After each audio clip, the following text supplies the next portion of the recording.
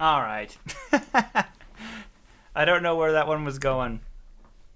You'll have to excuse my playing, my dang ring finger.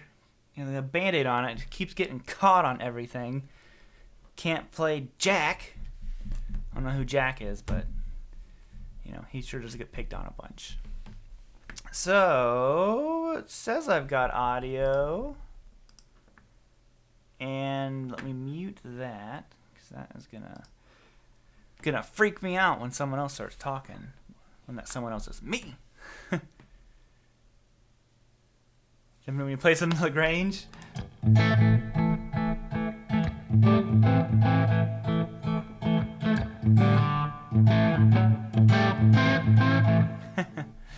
What everybody does there. Ow. Hey there, everybody. They said you were careful. Dude, you know what? You want to know like the lamest thing about this hand injury? So, we were doing stuff with my son got to bed, and my wife put most of it together, and I was just doing a couple of other things with it, and then I put together his chair, and that he got, and like fine all weekend. I bought a few guitar cables, and the boxes that they come in, they're right there. I don't know if you can see them right there. I just needed a couple guitar cables, so I bought them, and I literally sat down and put my hand out, and it scraped across the box, and it just like a paper cut, but it's like a cardboard cut, just like sliced my hand open. And I like looked at it, and it just looked like, you know, like when you get cut like on the top layer of skin. I was like, oh, thank God I didn't like cut through, and I like fully expanded my hand, and it just like they all just pulled apart, and blood was just like I'm like, no. So yeah, like lamest injury ever. But I do have one of these, so you know it's going to be a crazy night.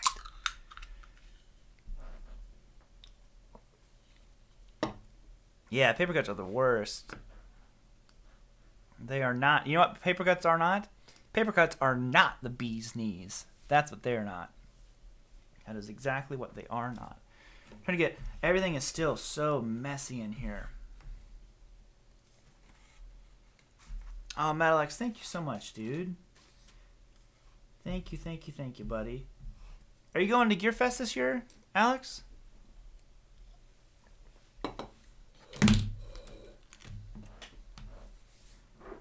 Planet Caravan. I don't know that one.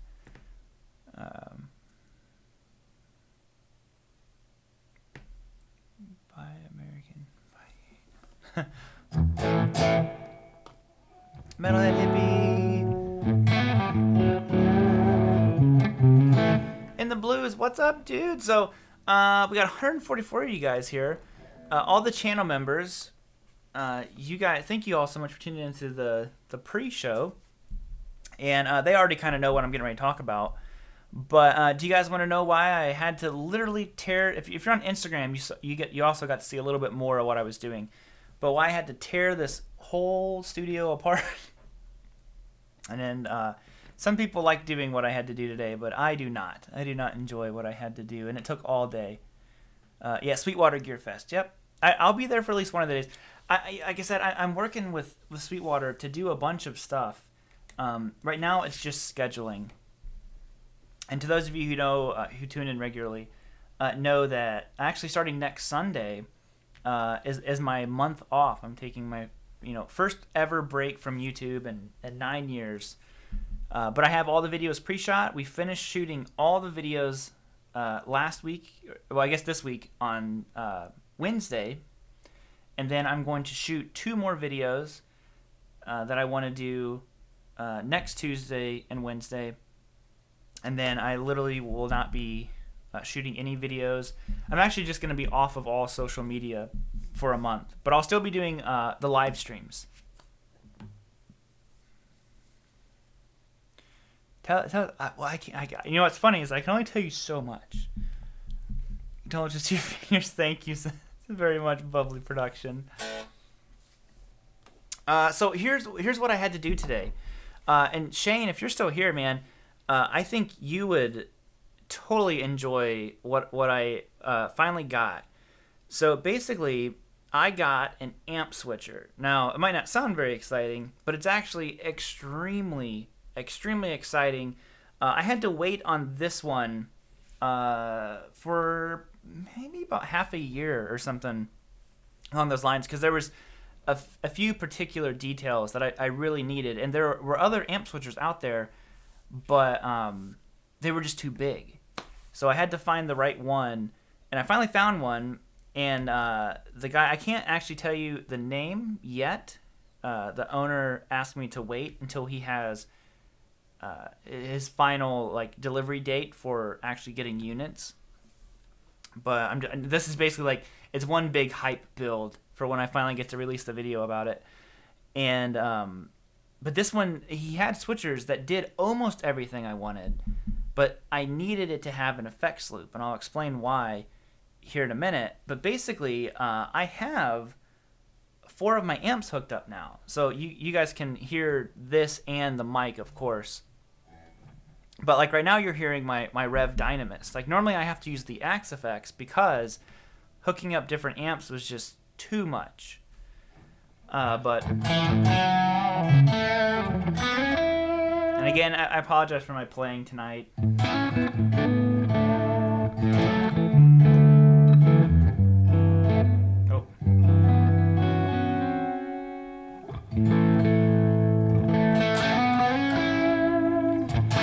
But I can also switch to my my Friedman if I wanted to. Unfortunately, I don't have levels right on here yet. Give me 1 second. That's really bright. Yeah, my treble knob got bumped. So I could switch to the Friedman now without needing to unhook everything, do all these crazy things, and I have my main amps hooked up now.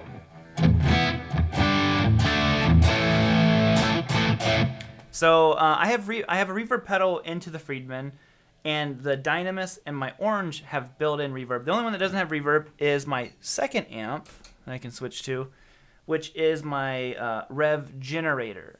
So the green channel is one of my favorite. Ampete is a great option.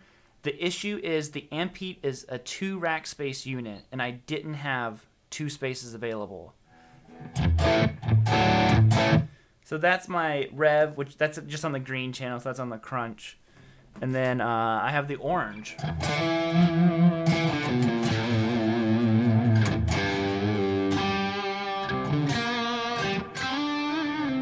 I'm running everything through my 2 notes right now, so I have 4 cabinet options.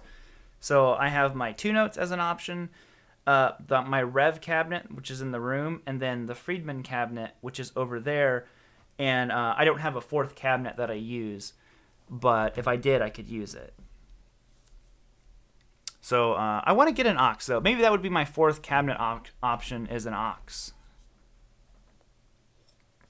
I do use a power conditioner. I have a Furman that I have all this stuff plugged into, as well as, multiple surge protectors. I don't know, some of you guys might not know it. Tony, what's up, buddy? I was just talking about you, Tony. Joe, if you're still here, Joe was asking me about either getting a Vintage S or a Custom Shop Strat, and I was kind of telling him that you can't lose getting either one. My preference is the Friedman over the Custom Shop, but I was telling him that you recently sold your Friedman Vintage S essentially because you got your Custom Shop Strat. So, like I said, I told him that you'd be a good person to kind of watch your videos about it. Would you mind muting the vocal mic for a quick? Oh yeah, sorry. The vocal mic this is actually what the channel members had to endure me testing. So I'll give you guys a rundown of all the amp sounds. Like I said, the volumes are not matched or set. I just finished hooking this stuff up before I went live. And so you kind of bear with me with the volume differences of the amps. But I'll give you that, and then I'll explain the stuff about the effects loop and why it's going to be really, really cool once I get that stuff hooked up. So here's the mic muted and just the sounds. I'll start with the Friedman. So if you want to know the order, I'll go Friedman, which has a reverb pedal. Rev Generator has no reverb. Orange, built-in reverb. Dynamis, built-in reverb. So those are the 4 amps. So we're starting on the Friedman.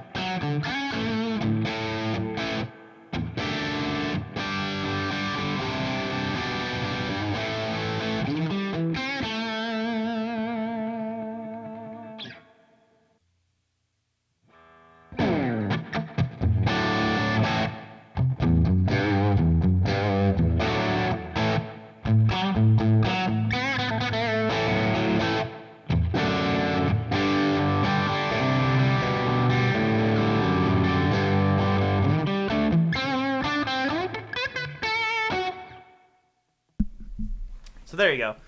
So that was all of them. Like I said, again, if you want the order one more time, that was Friedman, Rev Generator, Orange Rockverb, and Rev Dynamis. So you might hear, I might end up switching out the Marshall for the Orange from time to time. I need to get a longer cable to reach it over there, though. That reverb I'll tell you what, man. The reverb, I truly hope that Rev comes out with a reverb pedal, because the reverb that they have, it's a chip that they get that Dan modifies himself to the reverb that he likes.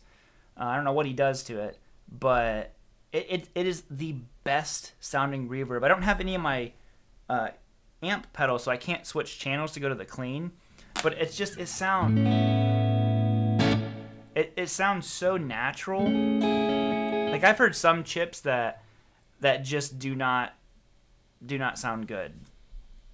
You like 3 and 4. So 3 and 4 is the Orange and the Dynamis. And like I said, all my knobs on the things have been twisted and turned. They're not how I would necessarily have them. I was literally, like I said, I did the pre-show here with the channel members, and they were hearing it with me, and I'm like, does this sound okay? I was just trying to, get the stuff going. But yeah, the Rev Dynamis has been my favorite amp for a long time. Use the tune notes. Oh, Frank, what allows me to link any amp to any cab in my studio as well as the tune notes? Oh, that's awesome. So Frank, do you have any issues? So I guess I don't really know how a patch bay works. Maybe it's similar to what I have in theory, with the ability to switch and all those things. I do need a black face. Yes, you are right. You are absolutely right. And I'd like to get like an AC30 or something. Oh, anyways, so let me explain the nerdiness of why I needed one that had an effects loop built into it, because this was my whole master plan, and I've been talking about this for like a year. This idea that I wanted to have is I wanted to be able to have my main amps hooked up, and essentially, so what this switcher has, and like I said, unfortunately I can't give you guys links to it yet. I can't tell you the brand or the name of the switcher until I get the okay from the owner when he has them and they're available. But I still want to talk about what it does, just so maybe it's a video that if you're interested in it, you'll look forward to it. But anyways, so basically what you do is you run the effects loop of all of your amps. So there's a separate section of this switcher that I can run the effects send and return out of all of my amps. So all 4 amps effects loops run into the switcher. Now the switcher itself has an effects loop, and what I'm going to do is a pedal board that you guys also can't see yet, but a pedal board with all these pedals and the H9, all this different stuff goes into the effects loop. So I have certain pedals that will go through the loop and certain that will just plug right into the front of the switcher that will go into the front of the amps and to the effects loop of all of the amps. So essentially when I switch amps, it switches everything over. It is a new product. It's the company's been making these for a while. It's the switcher itself is new. So he just asked that I do no like official posting about it yet. But so essentially, it's not an Ampete. Nope. The Ampete was the size was the issue. So I like I said, I didn't have enough space for the Ampete stuff. But yeah. So anyways, so like I said, so now I can run my pedal board just into one. I never have to unhook anything. I have all my effects, all my pedals going into all my amps at just a flick of a switch. I don't have to. Oh, I want my pedal board into the orange. Get the orange out. Hook up the effects and returns. 4 cable, all that kind of stuff. Robert, what do you think about SGs? I recently got one and I'm in love with it. You know what? I think SGs. You know what's really interesting about SGs is I think that they really do have a sound, and I think their sound is really, really good.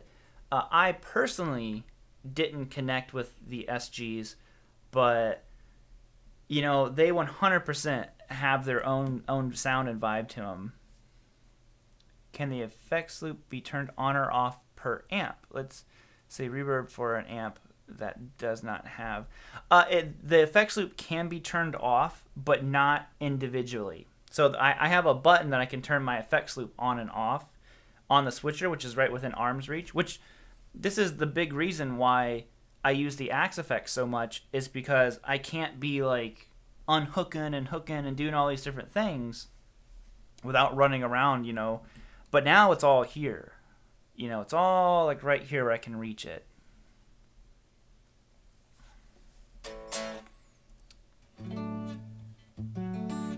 So, what is it? A stereo loops? I have no clue.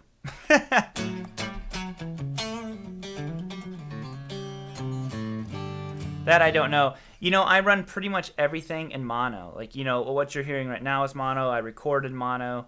So, having the effects loop in stereo is just not something that I need. Because if I use stereo effects, a lot of that stuff is done in post, not in pre.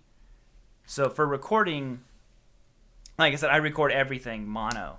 So I don't really need stereo. As cool as stereo is, like the Axe effects is really cool to hear stuff in stereo.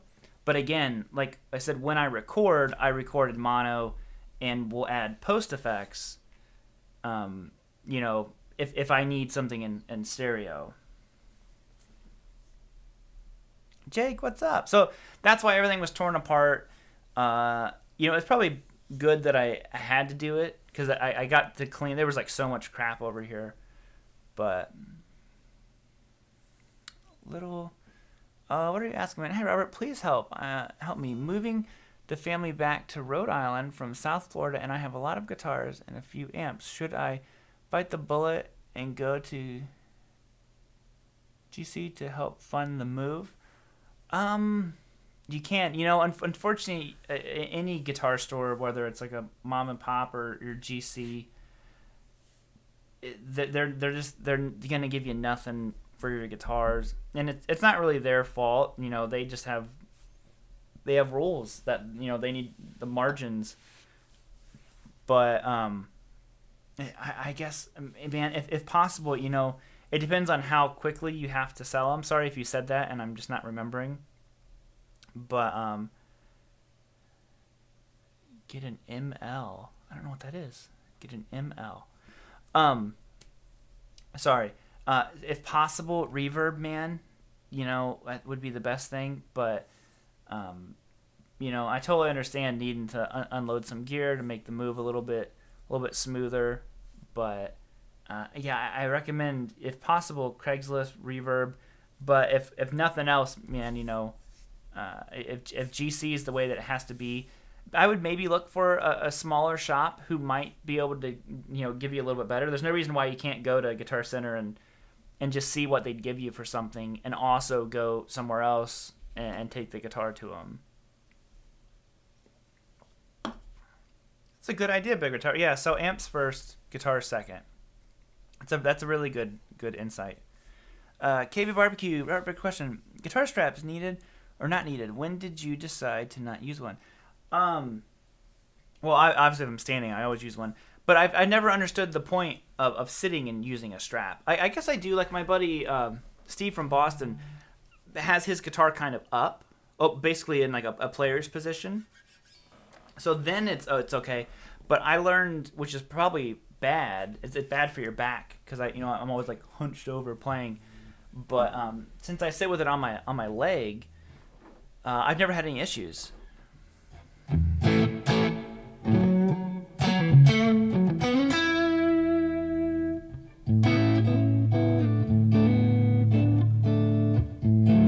Oh yeah, check out Facebook Marketplace, man. That's a really good place. That's probably much better than Craigslist.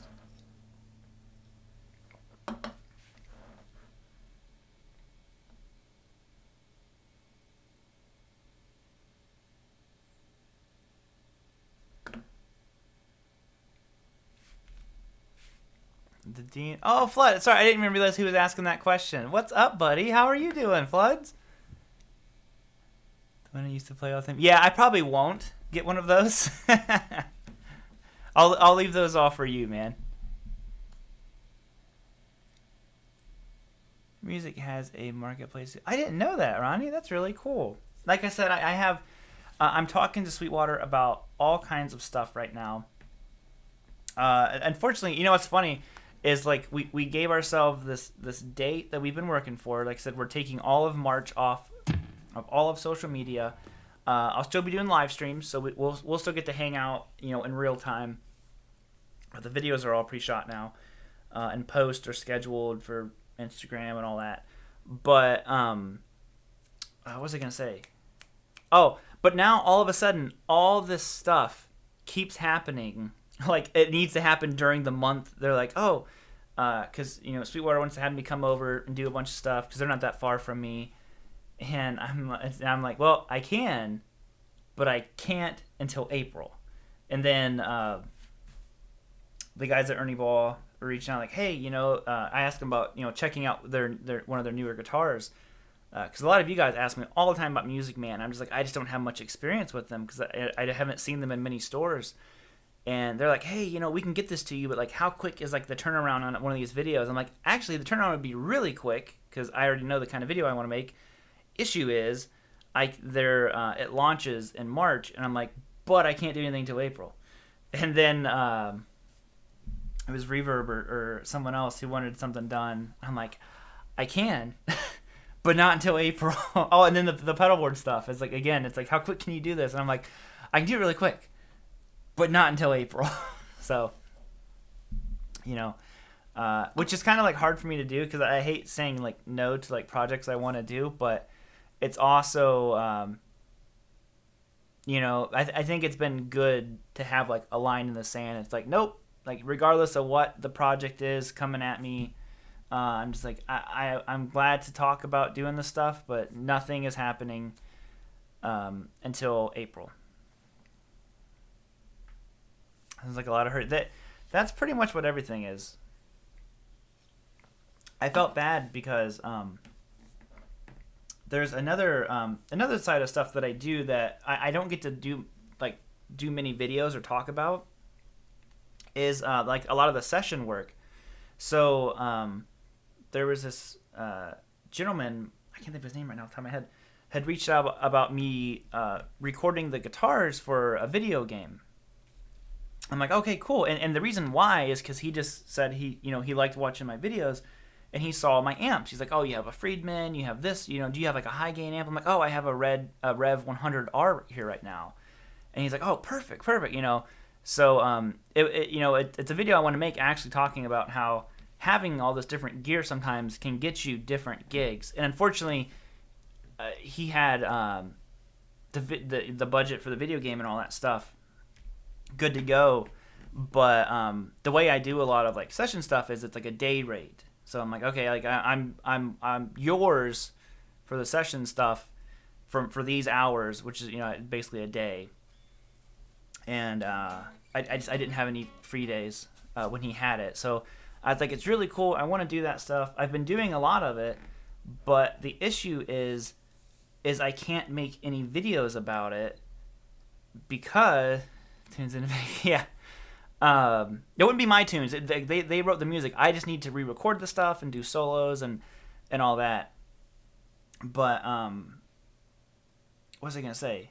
Oh, but the reason why I can't make videos about it is because it's all copyright stuff. So I could, but the downside is I even with their approval, it gets copyright, a copyright strike, and the videos are so much work. I'm like, I can't put all this time into making a video, that's not going to like do anything, because as soon as you can't run ads on this stuff, YouTube doesn't care about the video. It's like it's just a whole thing. So there's some stuff. I was just talking to the Power Glove, which is another band I did some stuff for. Getting their approval to do it, and it's like such a process to do any of that stuff. I'm like, man, as much as I want to do like videos of like the more session-y things, I don't even know the video game. I was never told the title of it. Art Baker wears a dress. Only on Tuesdays, man. Only on Tuesdays.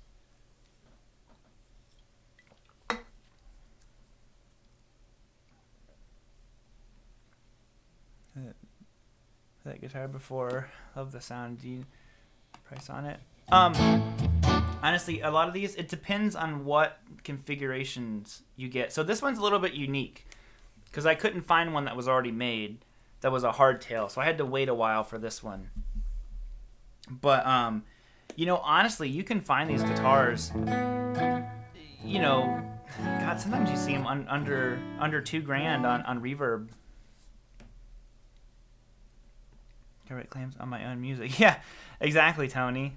So it's really tricky, and I want to like venture into that stuff. Like I'm gonna do a video, you guys will see. That it's just like I just did it for fun. My buddy Michael Nilsson asked me to do a guest solo on a song that he has. He did a cover of Eminence Front, and I'm calling the video "My Strat Got Me the Gig." It's not like a gig. It's just kind of funny because he asked me to do the solo, and he asked me specifically. He's like, could you use your Strat and this tone that I did in the Dream Guitar video? Like that was what he wanted. And I was like, oh, sure. But so it kind of gave me, I was like, it's kind of like, he heard that.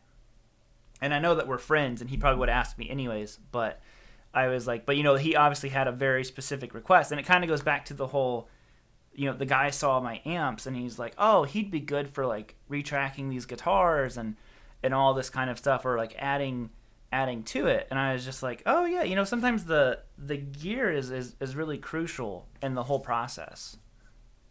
Oh, Keith Stewart, thank you so much, dude. Oh, wow.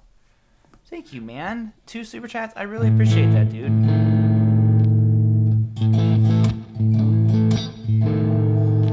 Watch your channel out. Thank you very much, Carlos. Can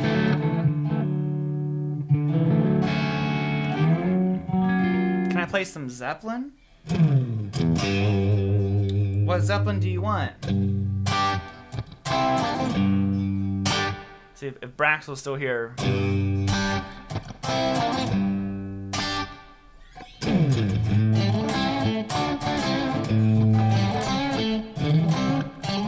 That's how it goes, right? I'm trying to remember.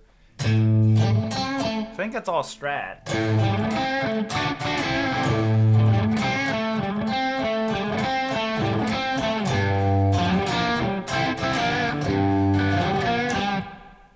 This Band-Aid is just killing me.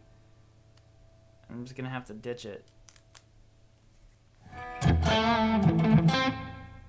Man, that falls right where I use my finger. Tenure's gone.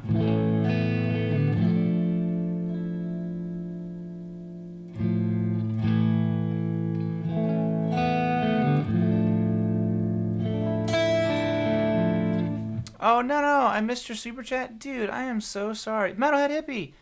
No need Robin Chower. Peace, bro. Dude, first of all, I'm so sorry that I missed your super chat, man. I do not know any. I knew one Robin Chower song that I taught someone one time, and I do not remember how to play it. Man, how did that go? I can't even think of the name of the song.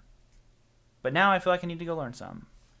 So thank you very much, Metalhead Hippie, and sorry again, man. Tony. Thank you, Tony.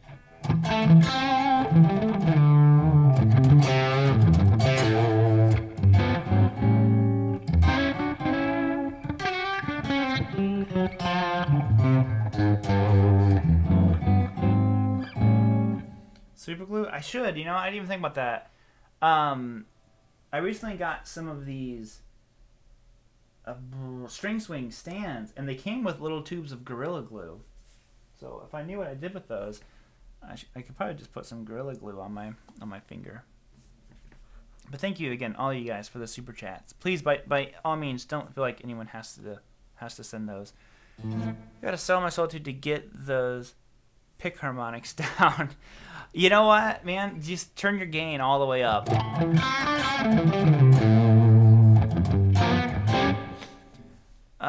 Colonial Ice Cream Cone. Oh, thank you, dude. Play something you like to play in your free time. You know what I like to do in my if I'm just kind of like jamming? I love just kind of like pedaling on.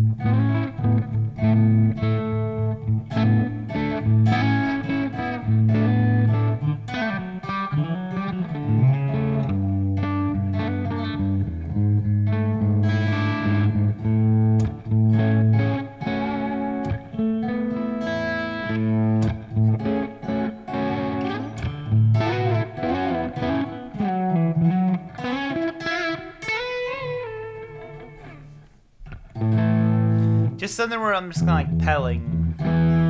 Oh, I'll tell you something I've been messing around with. Now you mentioned that. Is I stumbled upon something the other day. I did it recently in a video or something. This little move here is like an E major kind of thing.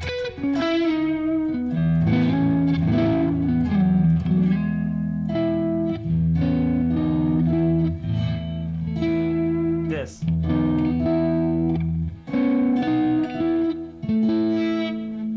Actually, probably my finger won't reach that. How could I do that? I don't know if I can't do it, but just this little move. Favorite key? I just like E, and that comes from growing up out in the country with no one to jam with. So my backing track was just my open strings, and I like the low E string because it was the most out of the way I could get of the other strings.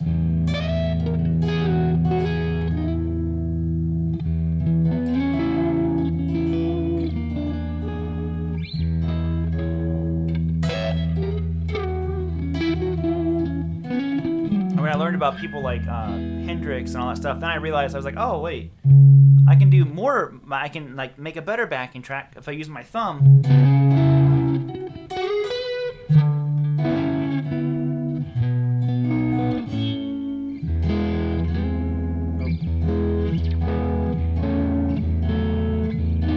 See, and here's where that little move comes in.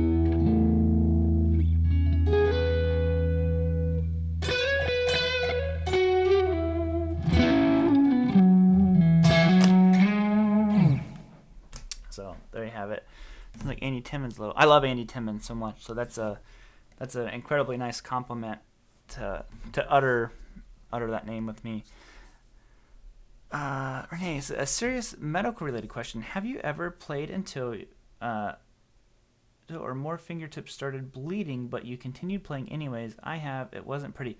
I've never done it to my fingertips. I've definitely like busted my hand open on the guitar before, and you just kind of have to keep playing. I've played to where like I've played through my calluses. I've never had the tips of my fingers bleed before, but yeah, that doesn't sound like a good time. Lovely, thank you very much, Green River. Can I play some Skinnerd? Play some Skinnerd. What was it? There you go.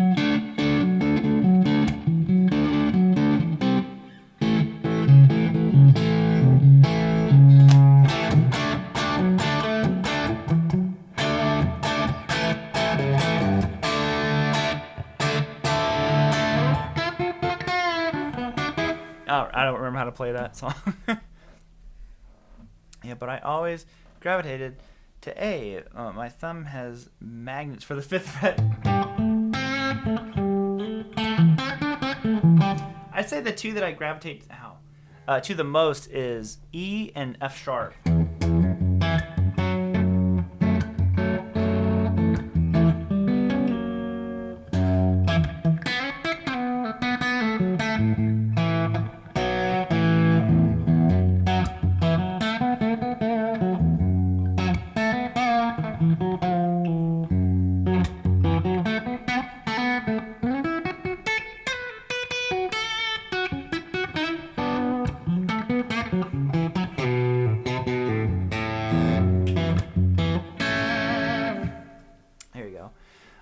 I forgot to tell you guys, and what I'm doing on the break that I'm really excited for is there's a couple of things that I really want to do with the month off.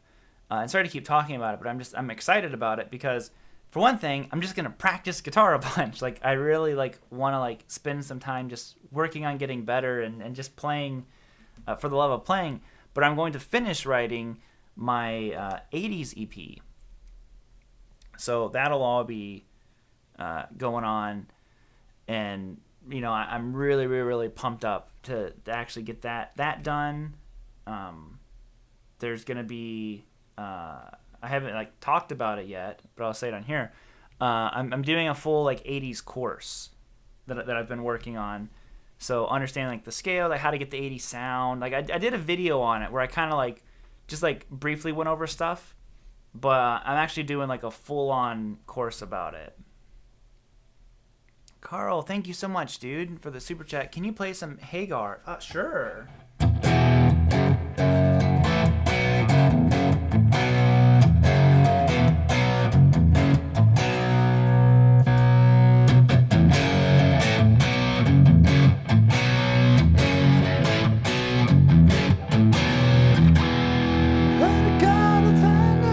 Don't know the words. All over the world, but it's all the same.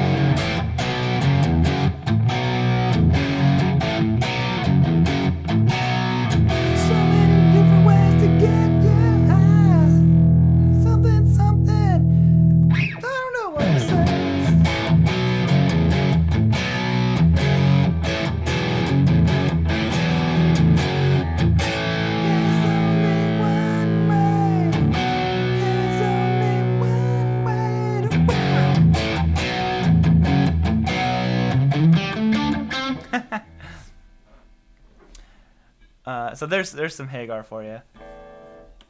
Yeah, the ADCP, I'm really excited about it. It should be a lot of fun. What are your thoughts on Great White's guitar work? Curious to know, especially you being... I really like Great White. They weren't really 80s to me, even though they were in the 80s. They were way more that blues. They had so much blues in their playing. But yeah, super, super good.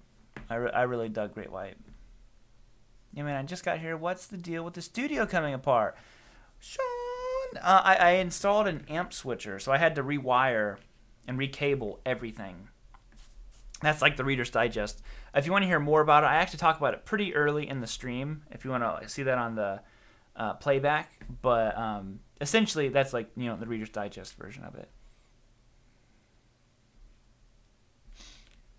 Tell you a joke for a super chat? Well, you don't have to super chat me, but a joke. Let me think of a real, just like barn burner of a joke. A joke. Why were the little strawberries upset? Yeah. Who knows it? Who knows why the little strawberries were upset? Robin Tower Jams. I sure will, dude. Yeah, I remember.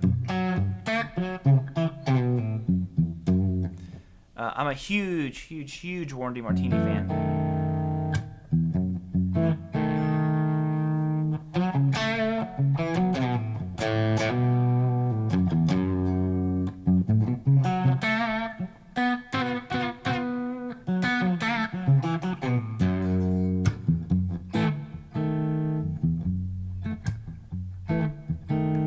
No one knows why the little strawberries are upset? Because they were in a jam. Of course. Because you ate the creamer because you ate them. Because they were in a jam. Come on. You gotta up your dad joke game. Ed got it. There we go. Oh, look, Green River. I wasn't even trying to play that, but that's where I got that from.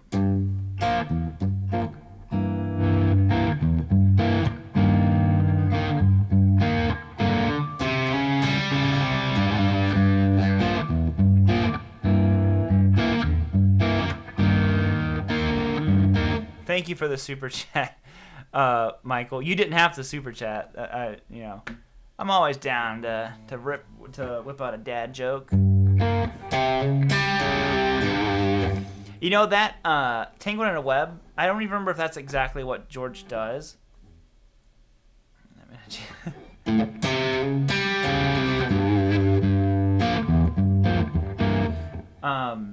Here's a bonus joke for Michael. Is why do seagulls fly over the sea? Yeah, we're getting, this is like some philosophical stuff here, and don't want you guys to have any trepidations, but why do seagulls fly over the sea? Anyways, while you guys are pondering this highly intelligent joke that I've just whittled out of nothing, that Tangled in a Web, he does something like that, and I just remember hearing it, and it was like ugly in all the right ways. I was like, oh, I love that. I love George Lynch's riffs anyways, but what would your next guitar if it wasn't, what would your next guitar be if it wasn't an Esquire? I don't know. You know, it's funny, I was just talking to my wife about this, about the amp switcher and all that kind of stuff, and I was just saying, I'm not really like hunting for any like new gear. I've gotten some new gear, but it's like not like the cool kind of new gear. Like I got new monitors in here that you guys can't see. They're just for me. But I got some bigger JBL monitors, but those are just hooked up to the Axe effects, and my Yamahas are here for the amps. But I've just been like focused on gear that is trying to more streamline my workflow. Because before, I couldn't have both things hooked up to my monitors at the same time. So I couldn't have my my Focusrite hooked up to the Yamahas and my Axe effects. So again, anytime I wanted to use one or the other, I either needed to hook it back up or unhook it. So it was just so dysfunctional in here to use everything. So now I just waited and, like I said, saved up and got the monitors I wanted, and now, both my Axe effects and my 18i20 have dedicated monitors, so I don't need to crawl back there and unhook stuff. The amps are all on here now. I can switch between those if I want to, and it's just so much more functional. Car Dynamics Les Paul or SG? Well, first of all, thank you for the super chat, dude, and Les Paul all night and all day. Because if they flew over the bay, they'd be bagels. All right, Michael. Calm down, smarty pants. I can't do that authentic, that Boston accent. like the commercial. But what are your thoughts on Steve Miller type of guitar playing? Hard rock. You know what? I'm not the biggest Steve Miller fan, admittedly, but we did cover some of his songs in a band that I was in. They're always really, really fun. Because if they flew over the bay, they'd be bagels.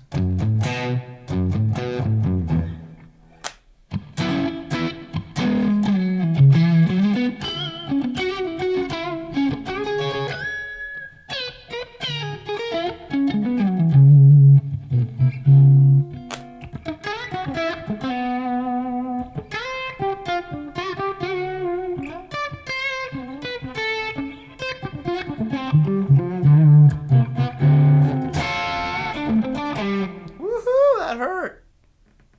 Felt that one.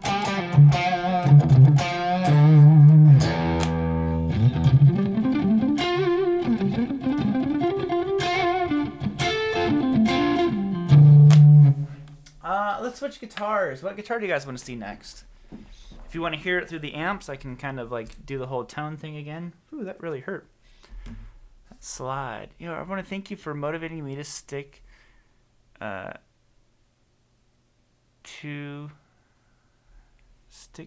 the either stick with it to the start or maybe Strat. But whichever one, thank you, dude. It means a lot when people say I've had any kind of input. So why did the seagulls fly over the sea? Oh, sorry. They flew over the sea because if they flew over the bay, they'd be bagels. Doo-doo. Oh!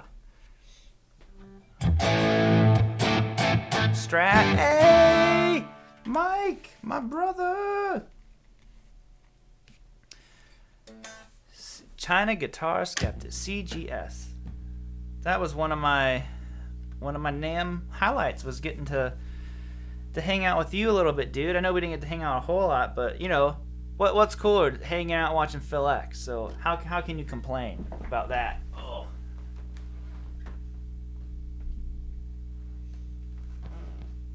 I'm like, where is my Strat? It's right here. Admittedly, the other day, Gabby came in here, and the case was on the couch. She's like, "Where's your Strat?" I'm like, "Oh, the Strat's in the rack." She's like, "Oh, so it's, been demoted to the rack." I'm like, "Well, no, like so what I do with my Strat is, at night, before I go to bed, I put it back in its. It's the only guitar I put back in its case. But every morning when I come in here, I take the guitar out and put it in the rack, and it's just like any other guitar, because I don't want it to feel like it's tucked away or anything like that.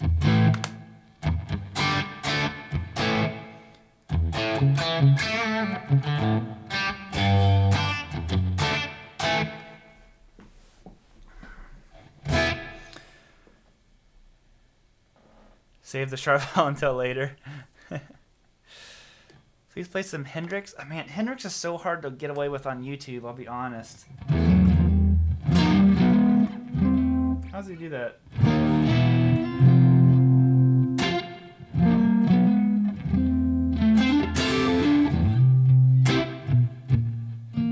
Oh.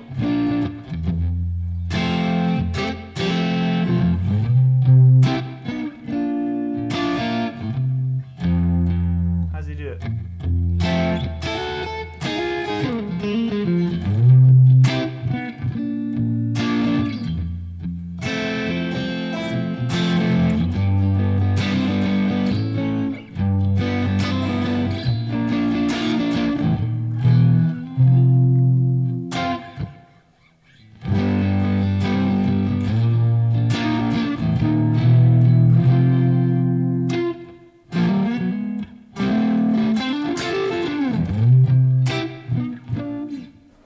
Probably a big old copyright right there. It's hard, man. It's hard to play Hendrix. As much as I'd like to do more Hendrix stuff on here, it is risky business. Hendrix is noticeably more difficult than doing any other. I would give the Hendrix stuff the crown for most difficult thing to play on YouTube, and not get a copyright strike. I can't. Just a question. What is your favorite guitar? My two favorite guitars that I own are this one and my KM, or it's like the Tobacco Burst Les Paul that I play a lot.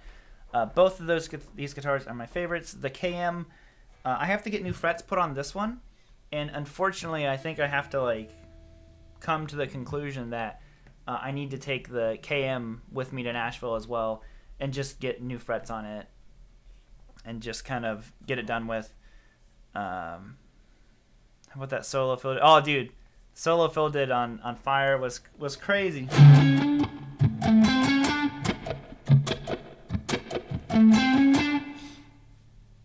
I don't really know much Knopfler. I'm afraid.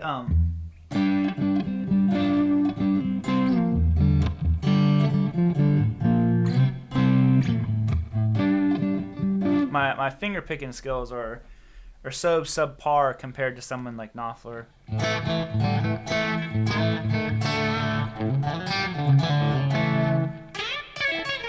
Oh.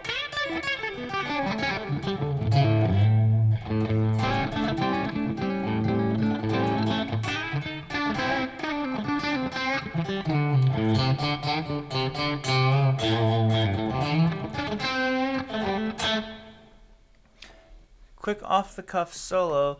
Devin says, okay, I've got a challenge. Quick off-the-cuff solo in E minor pentatonic, box 1 only.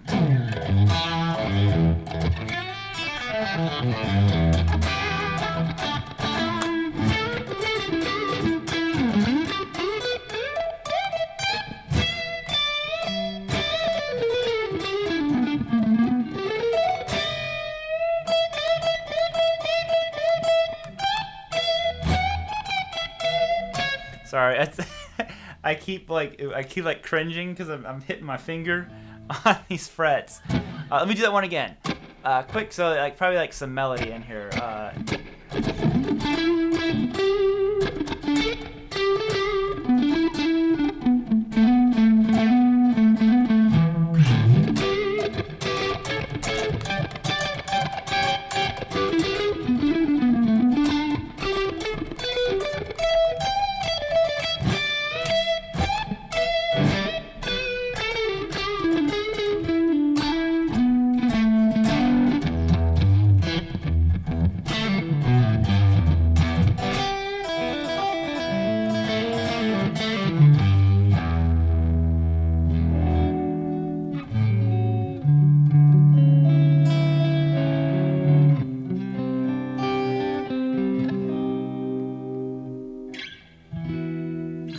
There you go. Are you still digging the Epi? Yeah, man, the thing is still great. It is rocking. Who was I just talking to about that? I was just talking to someone about it. Oh, cause Tom, are you here, man? Tom was asking me if I felt like that guitar was like cherry picked to send to someone like me who's gonna like make a video and review it. And I said no, I really don't think it was, cause Jared had called me and stuff probably a little over a year before I ever got that guitar, and it's just like, hey man, he wanted to know if he could send me one, just as a friend, and I was like, yeah, of course. And it took it took a little over a year, and then he's like, hey, I got those guitars, I'm sending you one. But he even told me, like, he after I got it, he called me and he's like, hey, I just wanted to make sure that guitar was okay. He's like, they literally like went to him from the factory. He was home like essentially long enough just to like sign it and then just and box them up and ship them. He's like, I didn't get to set them up. I didn't get to do anything to them. So they were literally just like, any other guitar that that someone would get, and it came here. I had no issues. I didn't even adjust anything on it. I think I take that back. I think the only thing I did was I raised the action a little bit. I think that was the only thing I did, because it was kind of like low, and I just like raised the action a tiny bit, and that was it. And I've never done anything else to it. It was just great right out of the box.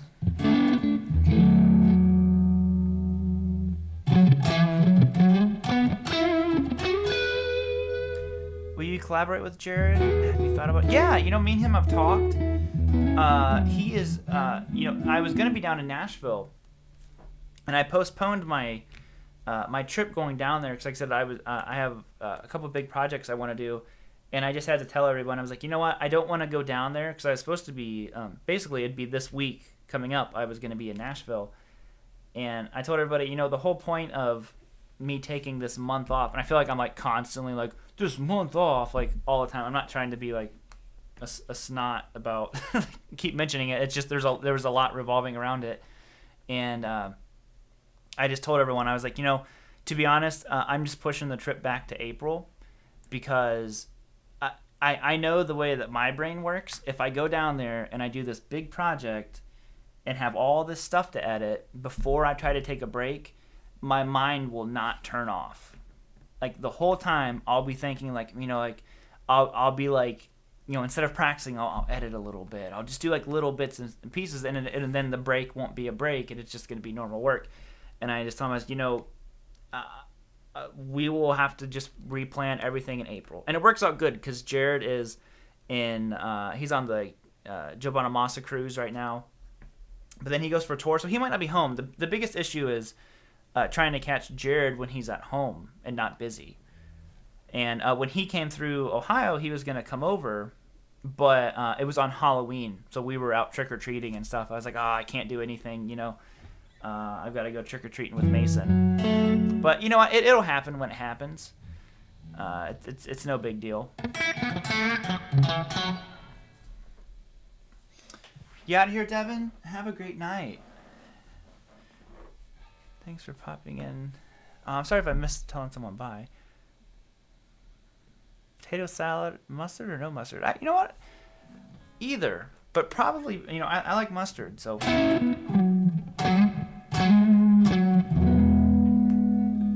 Make a trap very similar to that, except it has a maple board, and it's Mexican. Well, it's a strat's a strat. That's what I always try to get the point across in videos, that it doesn't matter if it's if it says Fender, if it's old, if it's new. Just being honest with myself. If it looks like this and it has 3 single coils, is it going to sound identical? No. But is it going to sound like a Strat? Yes. It will, as long as it's 25.5-inch scale length, it's going to sound like a Strat. So, the names on the headstock and age and all that stuff is only significant to the person. Like I said, if that stuff doesn't mean anything, man, a Strat's a Strat, and it's a guitar that can do, pretty much anything. Should I learn theory as a beginner? I would learn some theory. Don't get bogged down.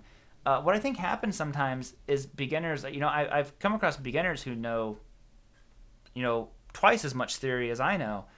And it's easy to get caught up going down that wormhole of learning theory and not spending enough time just playing, because I've had students where they're just everything I'm showing them something, they're like questioning every note in it, and I'm like, to be honest, I'm like, I don't know. This note just sounded good, and it's like, what is it? And I'll have to sit there and I'll have to think, and then I'll like, well, I guess if you look at it this way, and I'll dissect it, but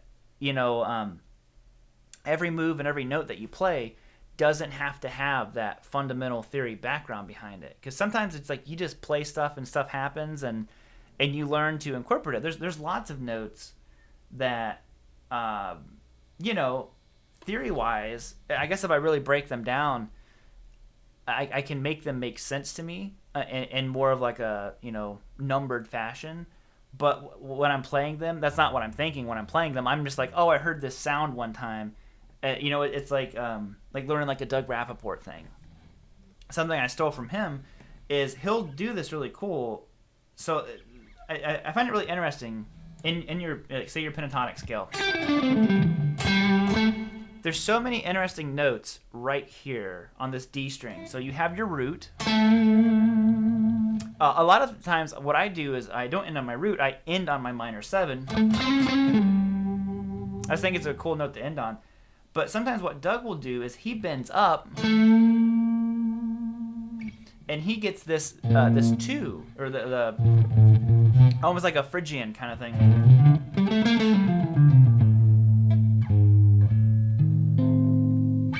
So what I realized is I'm not thinking like theory wise. I just heard him do that, and I was like, oh, that's such a like an ugly note, and like, you know, it's so ugly that it's good. And to use it in pentatonic is kind of weird.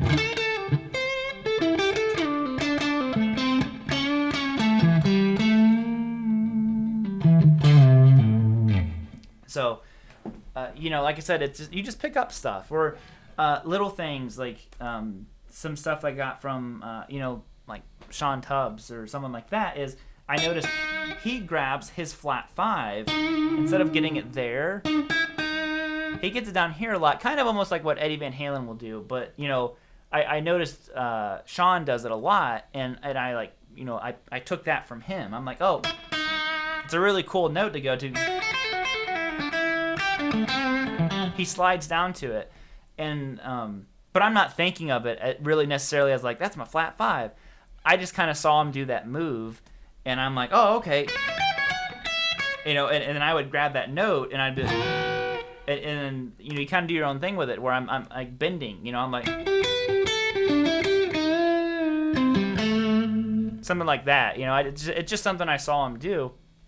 Again, there is theory behind it, but I think there's more music behind it than theory. Good not to think. Just I said just let your hands go, because sometimes that's when you figure out the coolest stuff, you know. Like another thing that I do all the time that was just a happy accident is really all it was.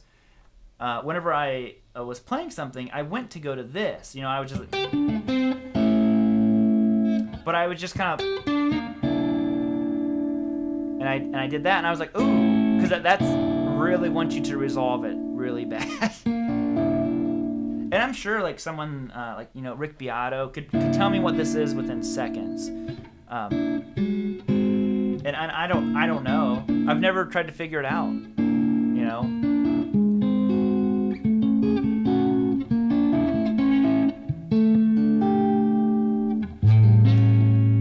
It was just kind of like my ear liked that sound. I was like, oh, that's cool. And that's just like, they're literally just like chords from Stairway to Heaven.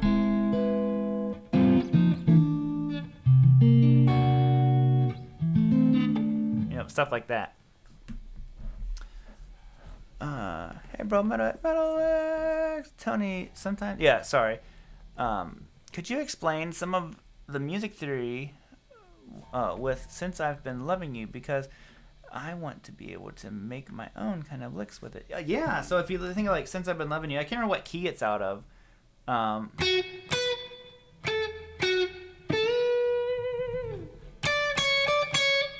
Is it out of B or C? C sounds right to me. Someone tell me before I go into this. Yeah, it's some kind of diminished thing. Someone tell me Since I've Been Loving You. Good, everybody. Right here, Rowan, thank you so much, man.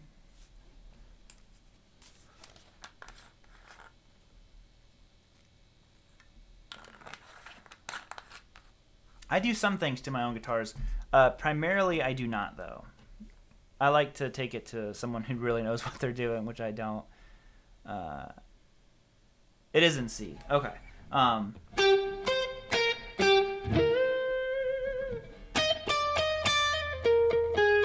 I don't actually know how to play it. I've just heard it a bunch. And really what he's doing there is it's out of C. The notes where he's getting it is like C natural minor. So if you had your like minor pentatonic scale, you notice a couple notes that he hits there is not in your pentatonic scale. So what you have is you have your 2. And what is this note? That's your minor 6. So that's why it has a really kind of like a more interesting sound. I don't want to say more interesting because the pentatonic scale can do so much, but it has more of a flavor. That's what, like, to me, the the more modal scales are adding different flavors to the pentatonic scale. So when you do that,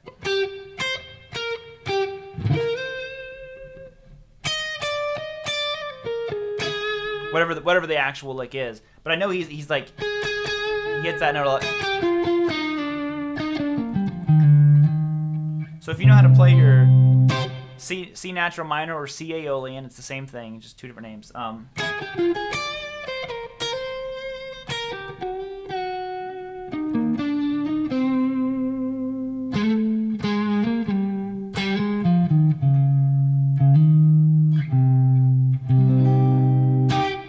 I don't know any Danzig stuff I'm played. I don't know Magic Carpet Ride, but I should. That's a great song.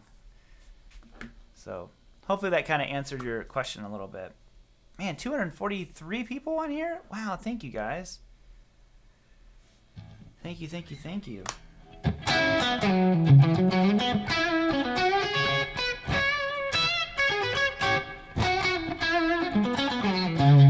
Do you guys want to hear the 4 amps with the Strat? I can turn the mic off and give you, direct audio.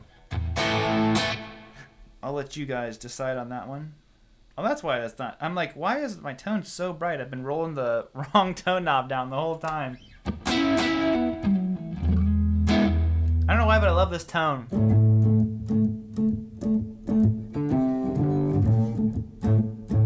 Yeah, I still have the blue telly. It's super out of tune right now. That's how I was like testing everything today with this like crazy out of tune telly. I'm just like, I don't even care. I was just playing open strings. Unskinny pop just blows me away.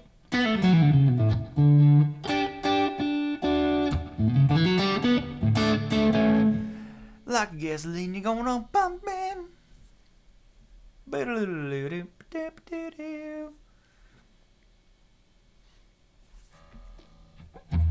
Hear it? Sure. Okay. So, destroy our ears, bro.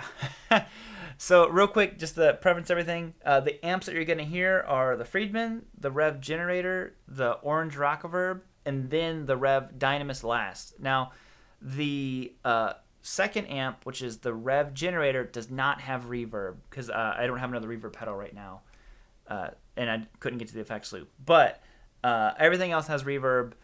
Just that one, if it sounds really dry all of a sudden and kind of like more up front, that's why.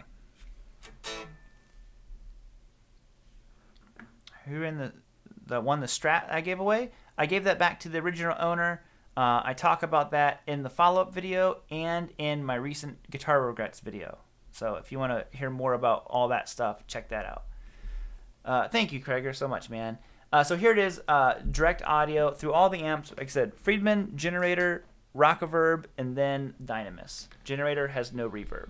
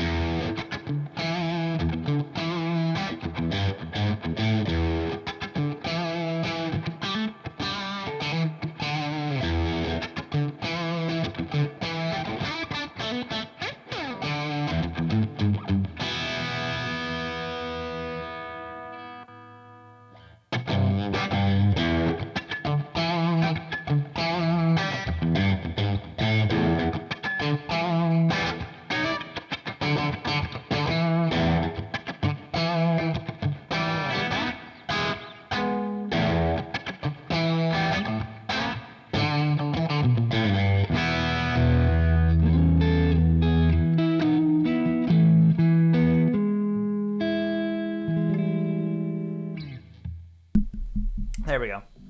Playing iffy at best, but that was all of them. Early, but what's your favorite Christmas song to play? Oh, I don't know. Probably Rudolph the Red-Nosed Reindeer. How's it go?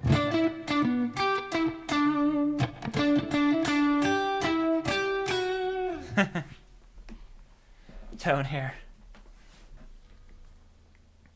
EKH Supreme, you out of here? Have a great night, man. Thank you so much for tuning in. Do you consider the Friedman a good Marshall substitute? Yeah, honestly, you know what I always say about the Friedman amp, and this isn't dogging on Marshall, because Marshall is, iconic, incredible, and I would love to own an old jumper 4-input Marshall at some point, but kind of in a way, what I've always said is that the Friedman is basically what you want a Marshall to sound like, because a lot of people get a Marshall and then they put tube screamer or something in front of it to push it more, and the Friedman doesn't need that. It has that push kind of like already in it, so it's not trying to dog on Marshall by any means, because what that's the sound, the Marshall sound, but 100% I'm just kind of like, but the Friedman doesn't need any of that stuff to get it there. So it is like I said, it's also its own thing, but the Friedman stuff is pretty daggum good if you're wanting that British sound. Yeah, I'm interested to listen to this stuff back, because like I said, right now I don't have levels, right? Because I'm jumping from a 50 watt amp to a 40 watt amp to a 100 watt amp and to another 40 watt amp. So I haven't had a chance to test volumes to get accurate levels on stuff. Do you play through a mixer and powered speakers after your amp? I do need a Gretsch. Yes, I do. Yeah, I do. So right now, the way my stuff is set up is, if you want my full signal chain, which there goes my pick, which I'll never find. Oh, look, I found it. I had like half a millisecond left before it would have disappeared forever. And what was I going to say? Oh, if you want my entire signal chain, so if you want to get real nerdy, here's exactly what I have going on here. So basically I have my guitar plugged into, I'm plugged into my amp switcher, and that has 4 amps on it. What is this?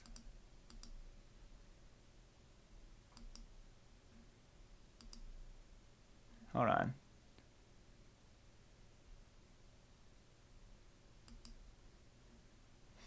There we go. Someone wanting to spam the chat.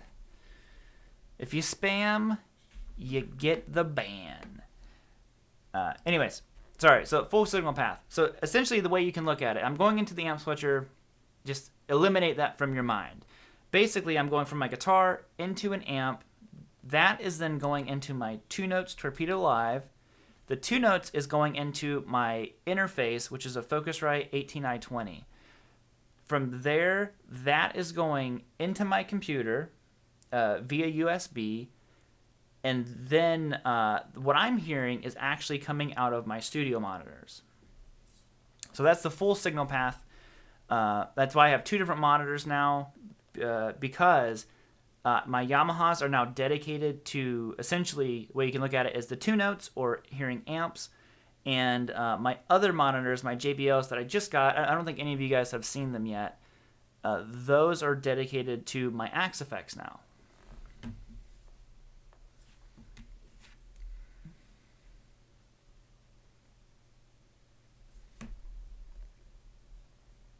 Glad I have an amp with tons of effects, because pedals and stuff would drive me crazy, I think. Maybe one day. Yeah, it's kind of fun, that side of stuff.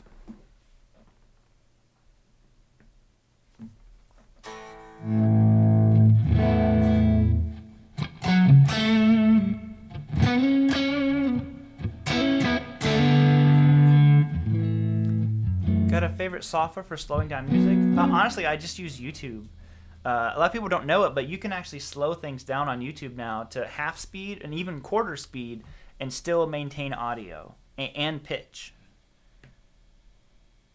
So, until he changed his name. Yeah.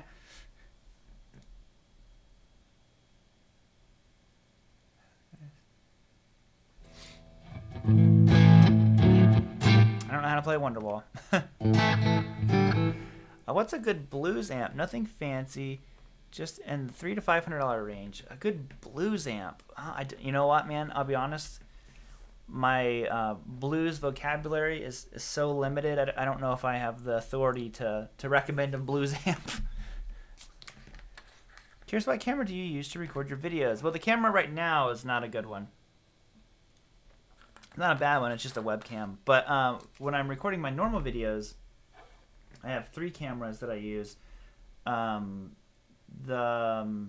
main talking one that I look at is a 70D, and then my close-up one is an 80D, and then I have a backup camera angle, which is a T5i. So it's not the best, but it's not the worst either. You know, the most important thing really is your lens.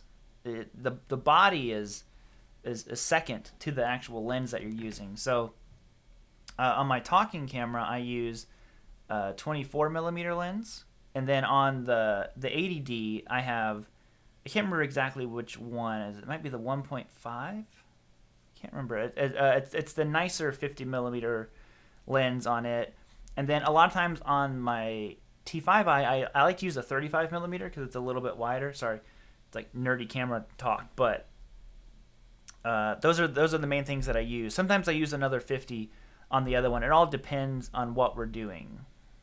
But if you ever see handheld stuff in videos, that's always my wife operating the camera, but that's always the 80D with the 50 millimeter lens. Price lens. Honestly, if you want to get a good lens that is extremely affordable, because lenses can get like crazy expensive, crazy fast. Now, I don't have any of those like $2,000 lenses, but the first 50 millimeter lens that I got was like $100, and you can get that. I think they're like $120 now, but it's a great prime lens, and it's a good way to kind of get started, because using a prime lens is very different than using a zoom lens. So you kind of need to learn how they react, and your aperture, and your values and all that stuff. 50 and 50 with the metals equals blues. Oh man, there's nothing much better than a guitar and a camera gear talk. Yeah, I don't really talk about camera stuff too much. I was just helping a buddy of mine who was asking about that stuff. And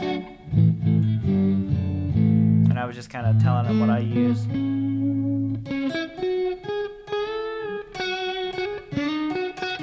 Probably enjoy.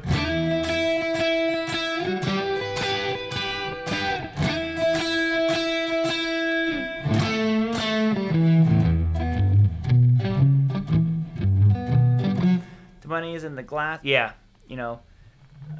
Nikon is great, but you gotta zoom with your feet. Exactly. Hey, you know what? I've never heard someone say it like that, Wolverine, but that's a really, really good point. Yeah, you don't. The rule of thumb is you don't zoom by zooming the lens in. You zoom by you get closer, because basically the more zoom you have is the more pieces of glass or whatever. I don't know too much about that side of stuff, so I probably shouldn't talk so confidently, but.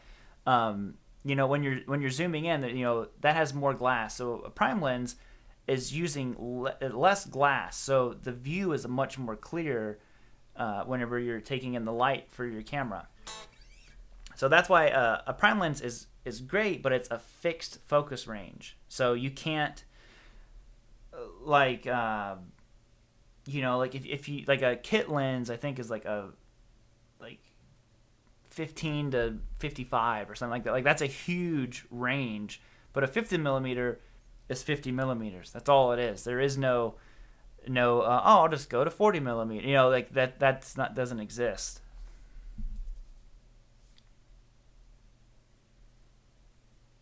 Great Vanzini. Hey, hippie.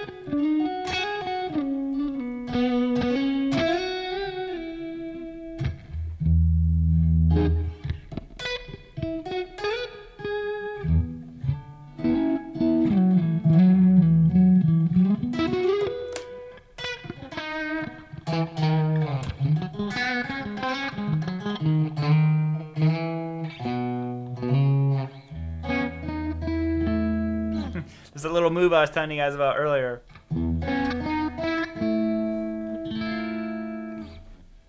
Any secret guitars you have that you've never shown in a video? I don't think so.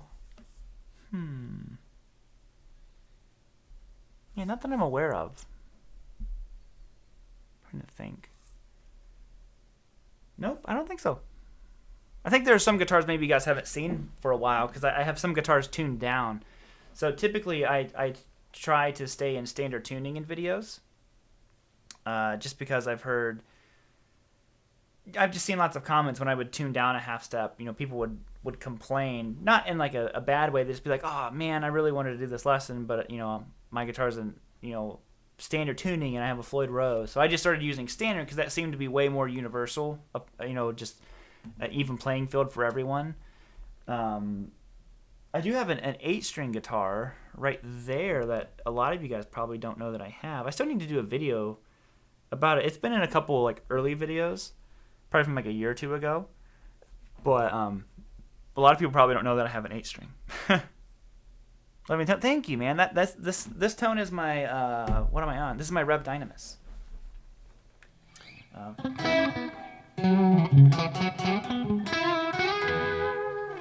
Hiding PC Rich in there.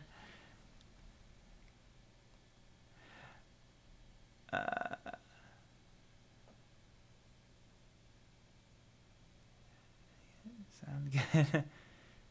Use Blues Deluxe. Yeah, any of those Fender. I've never. I should say never. I owned an FMR 2x12, but I haven't owned any other Fender amps. And I'd love to get, Tweed or just something to get that sound.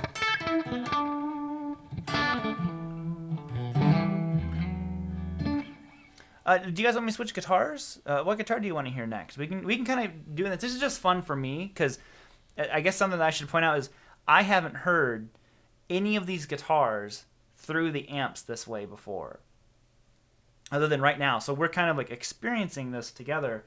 Other than the channel members, you guys got to hear the vintage S. But like I said, when I was rough testing the stuff before, all I was doing was playing my blue telly, open strings and out of tune just to hear sound, making sure each amp was working. So other than the pre-show that I did on here, that was all I've heard of this stuff, next to each other. The Cali has a broken string on it, unfortunately. I've been really wanting to play it.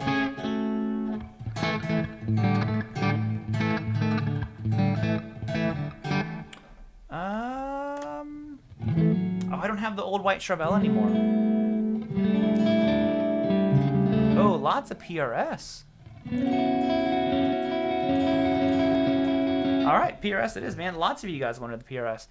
I'm realizing something. Oh, you know what? Let me see something. Can I do this?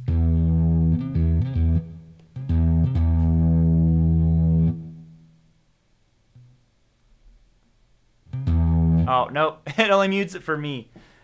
I was going to say, I don't have a way to mute whenever I unplug my guitar. So unfortunately, you guys have to hear that. But I was like, wait, I have a mute button, but it only mutes the speakers. Let's hear the PRS. Ugh.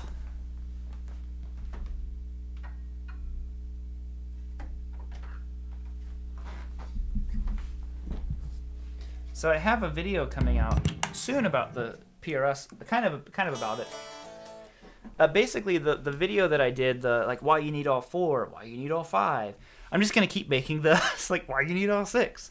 But a really interesting comment that came up when I did the why you need all 4, and I can't remember what this video is called. I think I just edited it the other day. Anyways, it's gonna be called like the guitar I don't want. And a lot of people were saying, like, why get all those guitars when you could get something like the Variax or get, like this PRS? It kind of like does it all. And it got me thinking, I'm like, that's totally true. But I understand if it's like a live gig situation, and this is all stuff that I say in the video. But I'm like, but if I have the option, I don't want a guitar that does everything.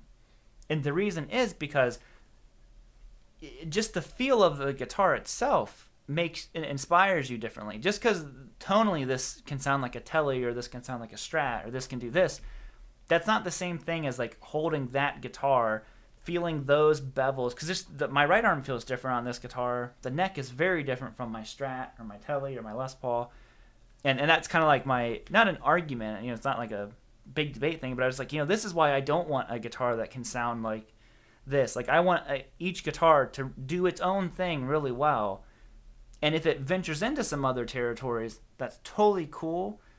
But I would rather have, again, this is just if possible. If it's not possible, that's just the way it is. Yeah, exactly, Joe. That's what Gabby's Strat does, the VG Strat. So it kind of does that stuff. But I'm like, but I really don't want one that does all that stuff. So that's kind of like what that video is about. But anyways,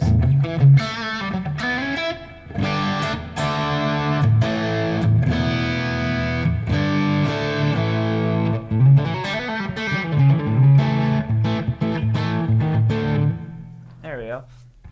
So this is through the Rev Dynamis right now.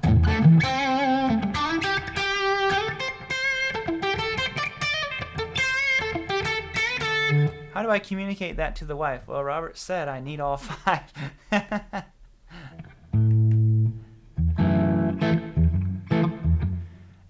need a wang bar. Oh, yeah, a wanger bar.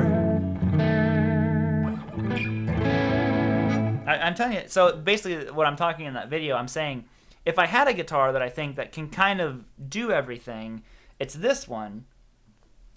But it's like, but does it out Tele the Tele? No, it doesn't. Does it out Strat the Strat? Nope, not really. Does it out Les Paul the Les Paul? No.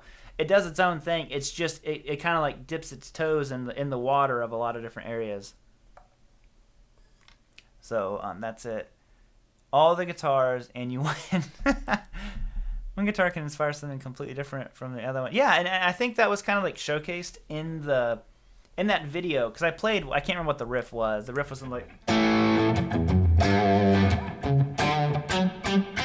whatever the riff was. But a lot of people commented on that they found it more interesting how each guitar I played relatively a similar riff on it, but I played it differently, and each guitar kind of like brought out a different side. Oh, Mike, you're up early, or you can't sleep? What time is it for you? Oh, it's almost 2 a.m. I appreciate you tuning in, man. Just like Prime Lens. Yeah, I mean, I have a bunch of. We probably have 10 camera lenses.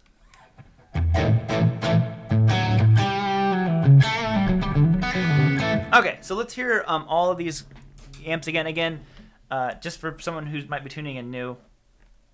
We'll hear all the amps. I do not have volumes matched at all. I literally finished hooking the stuff up right before the live stream started.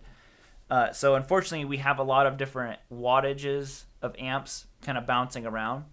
But essentially, you're going to hear the Friedman, which has a reverb pedal in it, the Rev Generator 740, which does not have any reverb, the orange Rockaverb 100, which has built-in reverb, and then my Rev Dynamis 740, which has built-in reverb. So that's what we're hearing. I'll cut out the mic, and you guys can hear it all.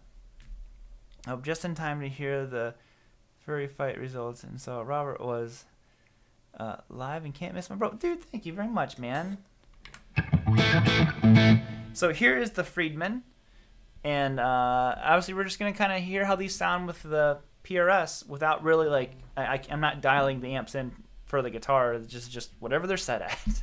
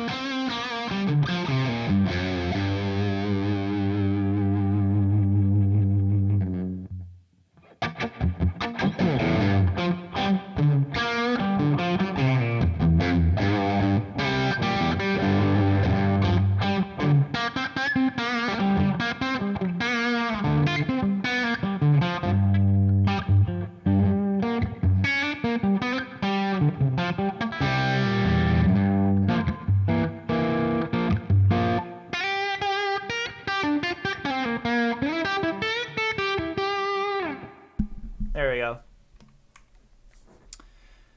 So the generator, that last one, so the Dynamis is a kind of an odd rev amp out of all of them.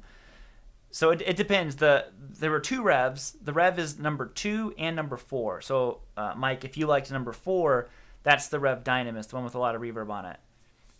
A little light, or is it just me? Yeah, I think 3. The orange might be turned down. Let me turn that up a little bit because it is quieter. Which one is that? There we go. I turned it up a little bit. Orange fan, but the Rockaverb is that one orange amp that I connected with. That one, and then the Brett Hines I liked, and it doesn't sound orangey like a lot of other stuff does. So I like the orange stuff, but I never really I liked the Thunderverb. I remember trying it in a music store, but we had a tube screamer in front of it. But the Rockaverb, I just dug the thickness that a Rockaverb has. But anyways, the Dynamis is a really interesting rev amp. It's my favorite of all the rev amps because it's not... It's like the mids are different. The whole amp is just voiced completely different. I love my generator, but I like the green channel on it. It's my favorite rev channel. But the Dynamis just has this big, fat, woolly sound to it. And this is the red channel on the Dynamis, which is different than all the other ones.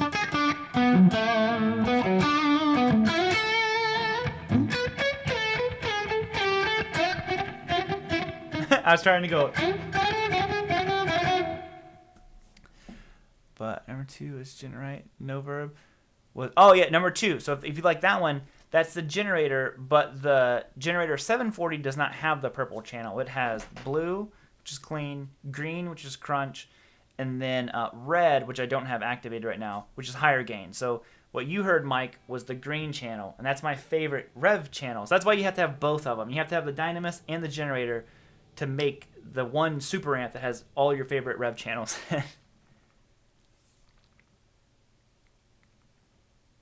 I don't know any Blackberry Smoke, but my buddy Greg is always telling me that I need to learn their stuff. Dude, what is the Dynamis coming out? Oh, what is that Dynamis coming out when you're streaming? You were hearing it direct. So right now you're hearing it through this, my mic, and direct audio from the 2 notes. But that we're pretty much hearing the same thing.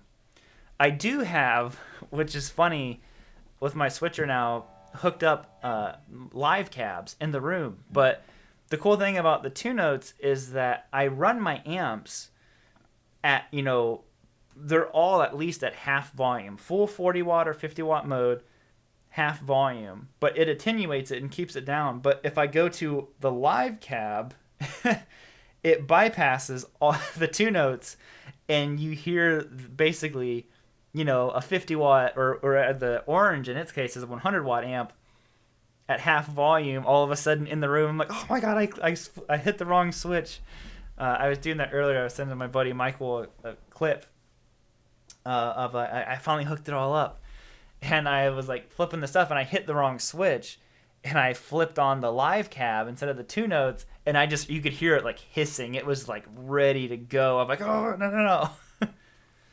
And basically, then at the end of the video, I was like, well, whatever, just to make everyone mad, the live cab, I literally hit one chord on it, I go, bam, and then like within seconds, I have a text from my wife, hey, Mason's sleeping. Like he was like taking a nap. I'm like, oh, oops.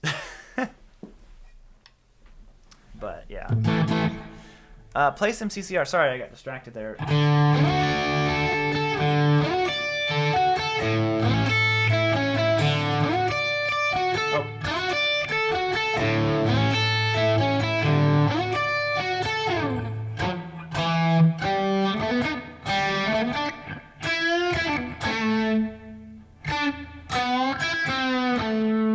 How they go?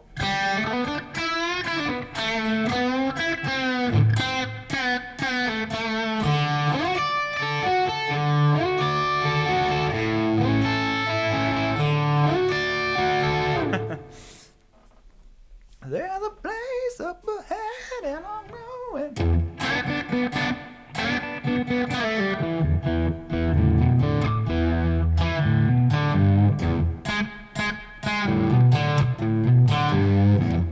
Oh, who knows what river? What song I just transitioned into? It almost sounds like CCR. So the first part was Green River, and then what did I go into after that? Who can name it?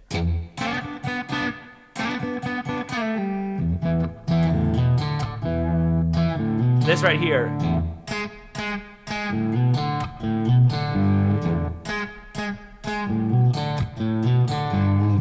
What is that riff from?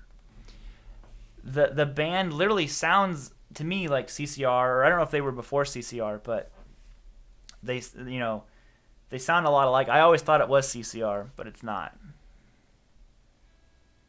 The first song was Green River, but what's that little second half I'm throwing in there? I was expecting to see amps and wires everywhere when I clicked on the video. Did you finish redoing the cables? I did, yes. I finished redoing the cables right 30 minutes before the live stream, because I worked on it on and off throughout the whole day. Then we would go do some stuff, and I would have to kind of stop, or I needed to go get more cables, and I needed to get this weird 1/4 inch to XLR male cable, and it's been a whole thing today.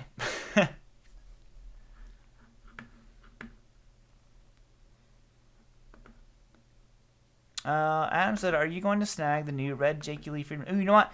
The Jakey Lee Friedman sounded fantastic. I played it at NAMM, but I think what I was more impressed with was there's this new Dirty Shirley. I don't know exactly what it was. Dave had done something to it, but it sounded phenomenal. That was my favorite Friedman from NAMM. Was that Dirty Shirley? Yeah, look, that's funny. Green River got it. Long Cool Woman, and that has to be one of my all-time. It's just what a cool riff. Oh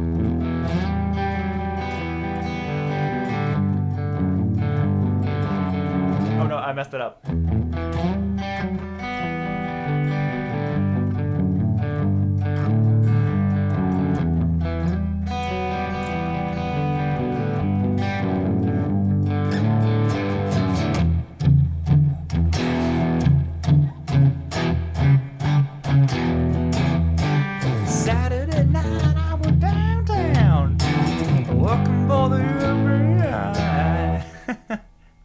Then it goes into that breakdown riff, and it's just like, dude, you already had the coolest riff. You just have to like step it up. So you're kind of jamming.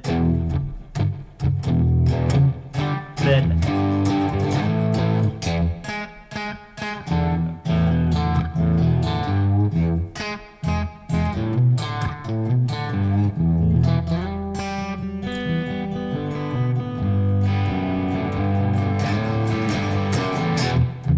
Oh man, it's like I remember like hearing that riff just as a kid, and I'm like, that's the best. That's the best. Like that riff there, you don't get better than that.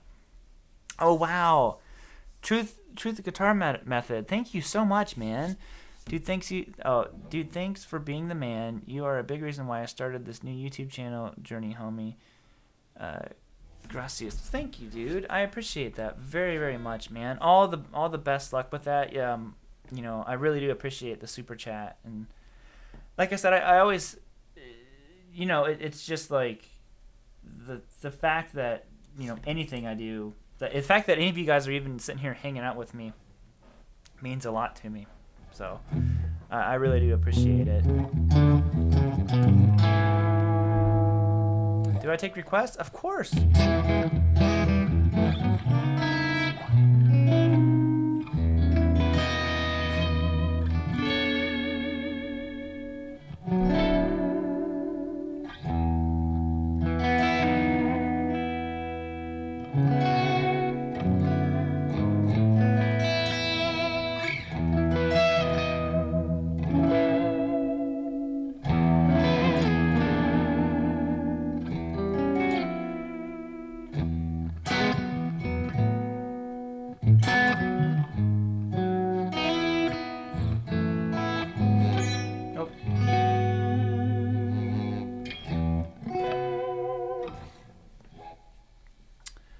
Do immigrant song.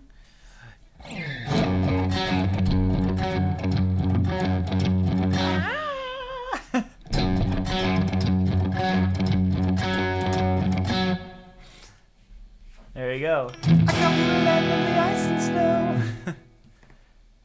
Play the most favorite riff you've ever written. Favorite riff that I've ever written. You know what? One of my favorite ones is just a song I always play, like at NAMM or anything like that. And it's one of those riffs. It's probably not the most like impressive riff or anything, but I remember when I wrote it because of I did a demo for Wampler for the Pinnacle Deluxe, and the whole song just like wrote itself right away. Hey, 300 people! Wow, that is incredible. Thank you guys. But you guys have heard this song a lot. I haven't played it like recently, like on the channel. I just played it at NAMM. So Mike, you heard this one. But it's just one that's like always stuck with me, and I was just like proud of it. I just like the way that the song flowed.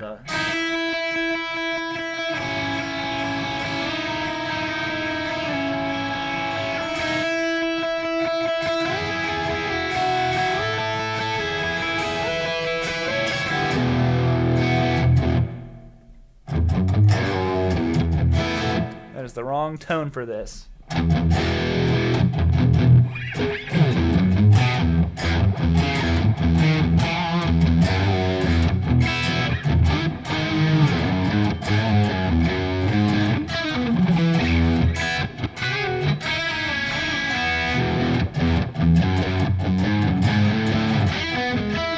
I can't remember what that part even does. Like the rhythm guitar, I have no clue what it does, because the lead is.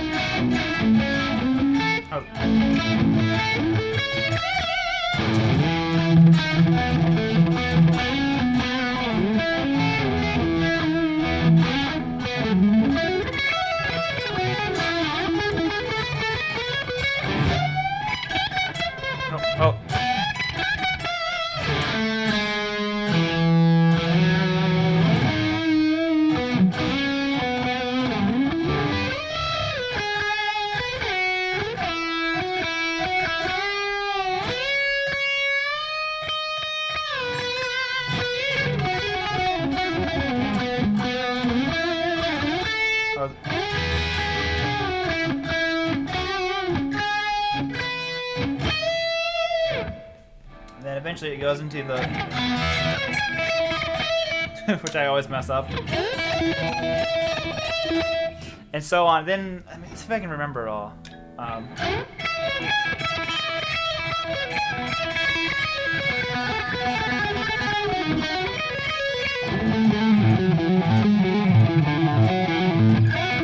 Something along those lines. And the only reason I wrote that is because I was like, I always wanted an open string riff, and I was just kind of like messing around with it because I needed the song to be longer, and I was like, okay. I was walking up something like that, and then all of a sudden I was just kind of, oh, you know what? Let's hear the orange. That next riff kind of came. I was like, can't remember.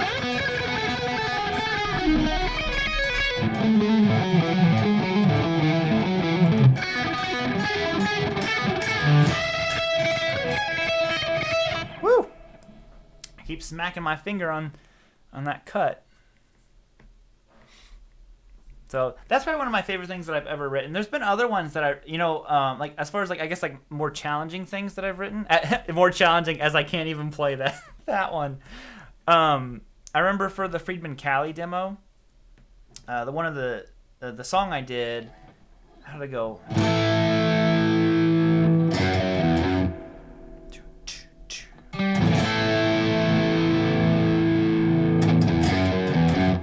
And I just liked the riff a lot because it goes.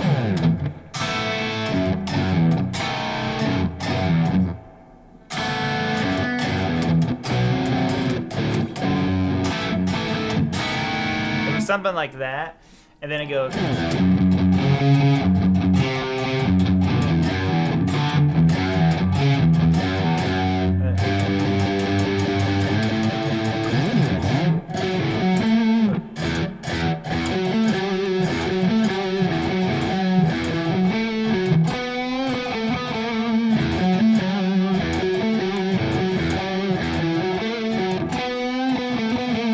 I don't know. I just dug that riff, and then it goes to this part where it's like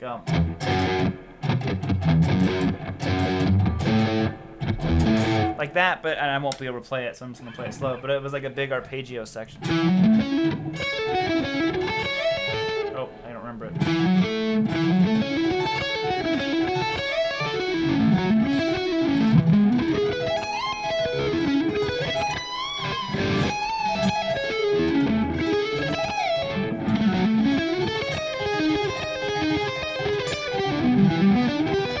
See, my hands are not warmed up, and it was like a lot faster than that. That's like super slow, but it was just I was like, oh, okay, it's like I can kind of like it's not like as fast as these amazing guys like Angel Vivaldi or something like that. But I was like, all right, I can like add a little pep to my step if I need to.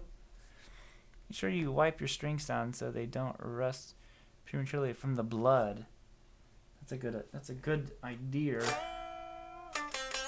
Well, let me ask you guys this, because I thought about doing this tonight, but then I was like, I won't be such a baby and not play guitar. But I was thinking about doing like live streams whenever I'm changing strings. My buddy Garrett Peters did this the other day, and I was like, oddly enough, I just liked watching the live stream. Like he was changing strings and just kind of chatting, and I was like, I need to change strings, so I don't know if that's something that would that just be like awful, like the worst thing ever if I did that, because if it is, it won't hurt my feelings. I wouldn't blame you. But oh, Kevin, thank you, man. Thank you guys so much for all the super chats. I really appreciate it.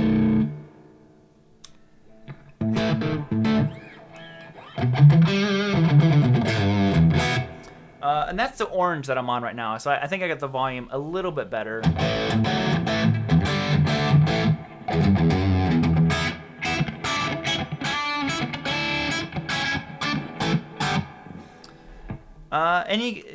When we switch guitars, do you guys want to hear the Les Paul through the amps? I'm kind of like interested to hear that. Love the descending groove. Thank you, man. Excuse me. Yeah, so there's been different riffs that I was just like, I don't know if they're good or not, but just proud of. I was like, I like that riff. It has a lot of melody to it. one that I wrote, I remember my buddy Greg, that he actually like complimented me on, because most of my friends are pretty like brutal, like that riff's too much, to this, to that. I'm like, whatever. But I did it for the Friedman Wah demo, and it was the one went like this. And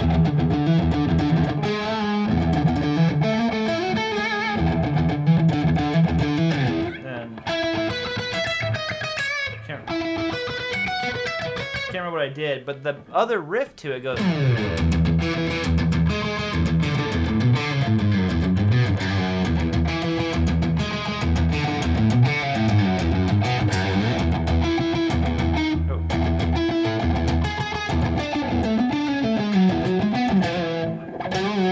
Like that was the riff, which was hard to do because I think I did it all down picks.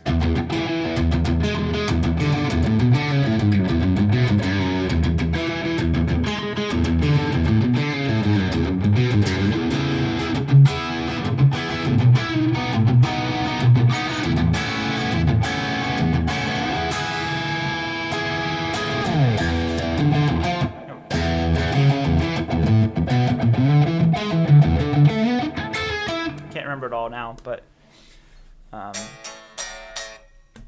what year's my gold top is an 89 and my tobacco burst is a 79.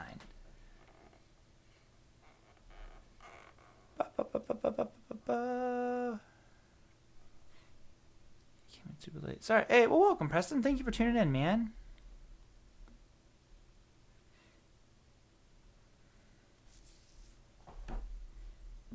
My son Squire's actually in his room. You're 8 hour full, play some music theory. Conspiracy stream. Yeah, that's what this is, man. Where have you been? Alright, I'm gonna switch to the Les Paul. I don't even know if anybody voted for it. That was a rhetorical vote. I wanted to do it anyways.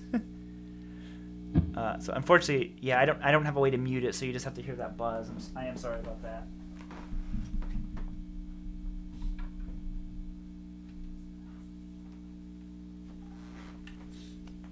And then maybe like the 335 or something, or I guess we haven't done any P90s yet. So maybe the gold top or the Friedman.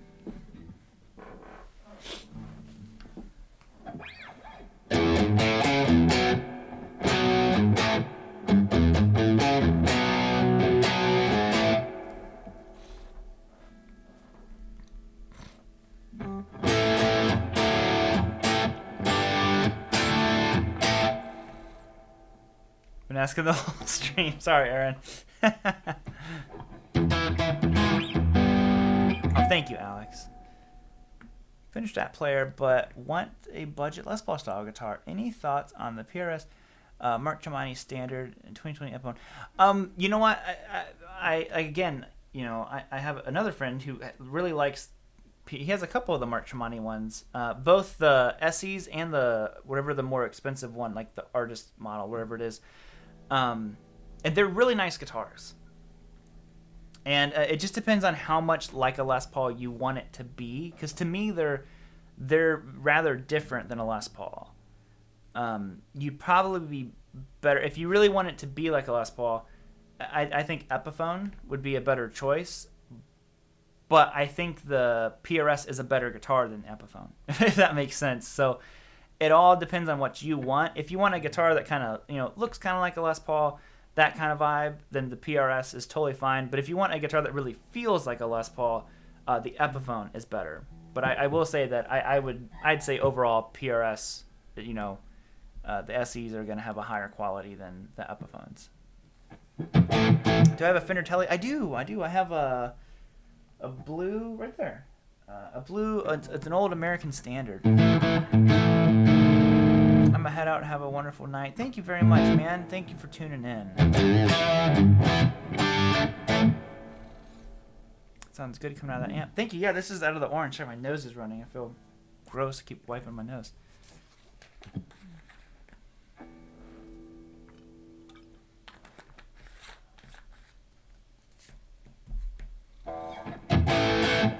So yeah, so let's hear these. Man, 301 of you guys. Thank you so much. Which pickup? Yeah, I get asked this all the time about this guitar. These are not DiMarzios. These are actual Gibson T-top pickups. They're the same T-tops that you probably would have gotten in 78 or 76, the 70s T-tops. But obviously the significance is the double cream covers on them, which Gibson got sued over by DiMarzio, and DiMarzio won. Funny, someone suing Gibson over something. And so basically you can only get these, I think it's only in the 79. It's 79 KMs are the only ones that have the double cream bobbins. So anyways, dad guitar, time to play.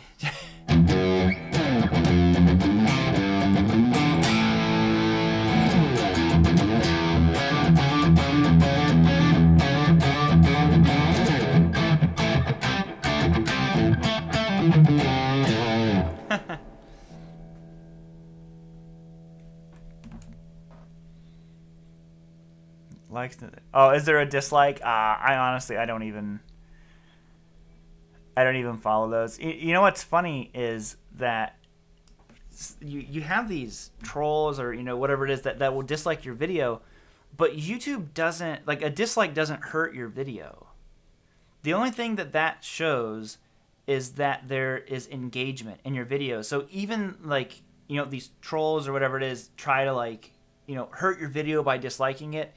That doesn't hurt your video. That helps your video. Any kind of engagement on your video helps it. It just helps. It just lets YouTube know that, oh, this video is either it's getting people to watch, click, comment, and it's kind of funny because they think that they're doing this like big negative thing to you as they thumb down your video. But I'm like, overall, I think my like percentage is like 98%. So there's usually not many dislikes. So if there ever is a lot of dislikes, then that's just really good feedback for me to be like, hey, you guys did not like this video. And that's fine. But it's whenever they the trolls try to throw in a few dislikes. I'm like, I wish that you knew that you're not hurting anyone. You're just helping me. So by all means, to the handful of people who want to thumbs down every video I make, I'm like, do it. It's you're all you're doing is helping. You're just giving me engagement. So it's just funny because they think that they're doing this big negative thing, and I'm like, you're actually just helping me. So just keep going. I appreciate that you're this consistent.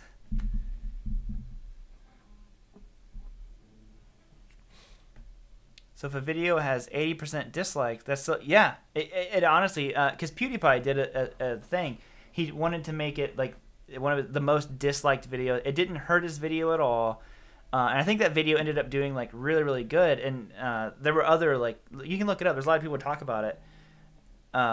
That it's like I said, I don't think that YouTube cares whether it's a liked or disliked video. They care that people are watching it and that it is getting people to react. Think about the Logan Paul video. Millions and millions of views. Lots of thumbs down. That had more thumbs down than thumbs up. Obviously, it went viral because of the topic and all that kind of stuff. But, the thumbs down didn't hurt the video. It just made it more popular. I think the thumbs down is strictly for the creator to gauge feedback. So like I said, if I posted a video with the majority of my videos have a 98% positive or like to dislike ratio. So if I posted one and it got a 50-50, that is just a sign for me to look at, okay, what did you guys not like about this video so much? Because I always try to make it more, like I said, my goal isn't just to get engagement and likes and views. I try to make stuff that we all like. So anyways, sorry, going down that rabbit hole. But wow, this is I don't know how well it's translating to you guys, but this orange sounds great. since I cranked the volume up a little bit. And the KM just makes everything sound good. So you are married and engaged. So I'm going to run through all the amps again. Sorry, I know I keep saying this, so if you're hearing it again on the playback, I'm sure it's just as annoying live as it is in the playback. But you're going to hear all 4 amps. I'm going to go from the Friedman, which has a Hall of Fame reverb on it. The Rev Generator, which is number 2, no reverb on it. I don't have an extra reverb pedal right now. The Orange Rockaverb, which is number 3, built-in reverb. And then number 4 is the Rev Dynamis, also with built-in reverb. So I'll kill the vocal mic as well. So we'll go back to the Friedman, which I need to dial the Friedman in. But it sounds really good. I think it's because when I dialed the Friedman in last, it was dialed in with the Les Paul. I'm not going to change things this stream because I'm tired and my fingers are already poked and prodded and cut. But so here's the first one through the 4th one.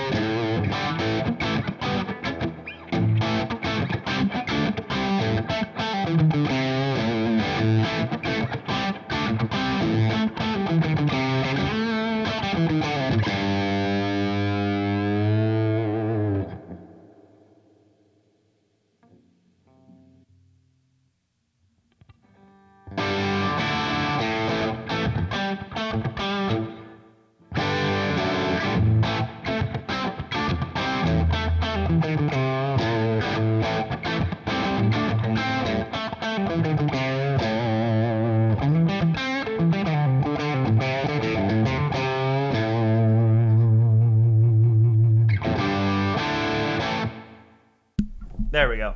Like I said, not a real good comparison because they're all different gain stages and volume. And yeah, 2 is much tighter because there's no reverb on it. All the other ones have reverb, so that loses that tightness. So like number 1 probably is very basically up front and kind of in your face, and the others tend to sit back a little bit because they have so much reverb on them. Playing that wrong for a while. I think I played it wrong.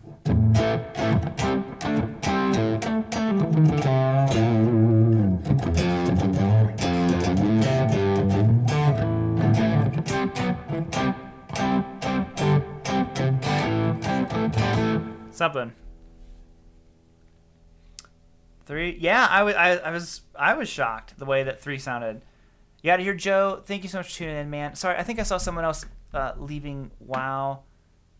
Had fun. Jaden. Sorry, you're probably already gone, but thank you for tuning in, Jaden.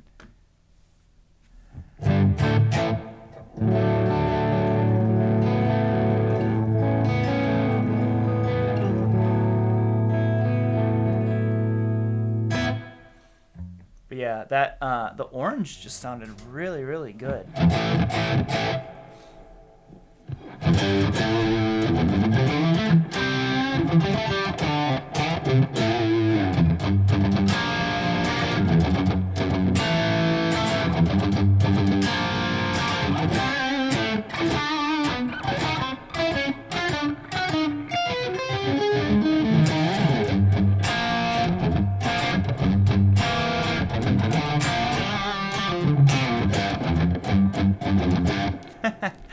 There we go.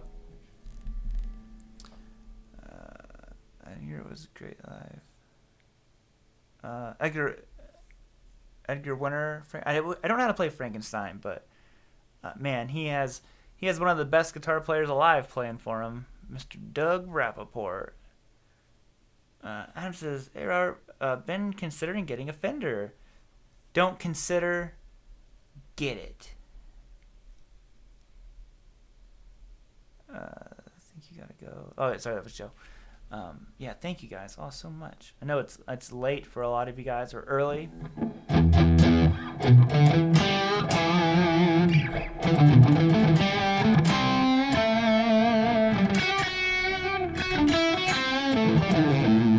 Slash called. He wants his Ted. It does kind of have a little bit of a slashy vibe.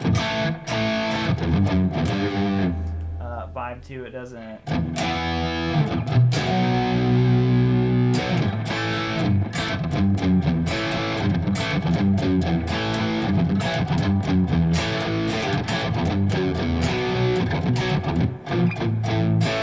Krieger getting tired after work. Later, Krieger. Thank you, dude. Thanks so much for tuning in and hanging out in the pre-show and all that stuff, man.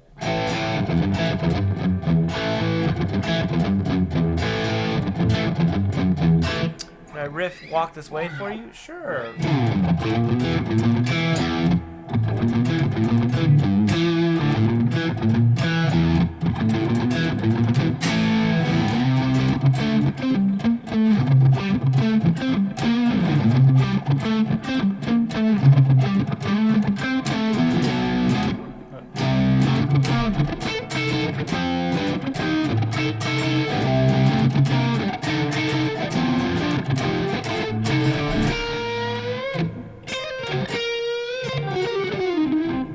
Plays there, but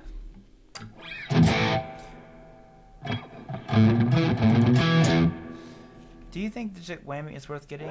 You know, I like to have a whammy pedal, but I don't really know how much I'd use it is the thing. I think I'd use it like once to do like the Tom Morello thing. I'm like, wiggle, wiggle. I'm like, this is sweet, and that'd be like the only thing I'd ever use it for.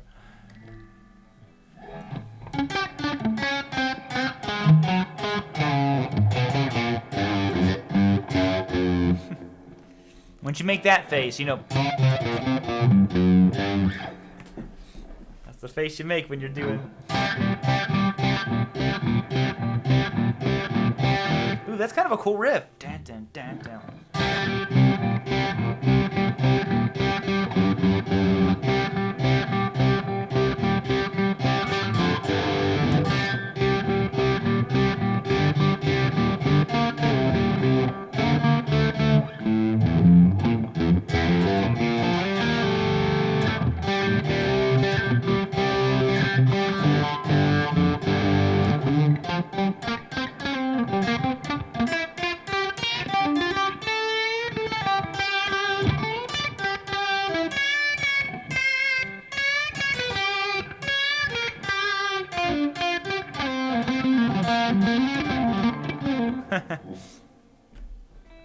I had, oh, you know what? I don't know if that video came out yet. Maybe it did. I don't know. I can't remember what order the videos are coming out. But, I played a riff in one of the videos. Like, I played it right before this, the video started. I was just, like, trying to think of something to play in the intro of the video. And I came up with this. It's very simple, but I really dug the way it went.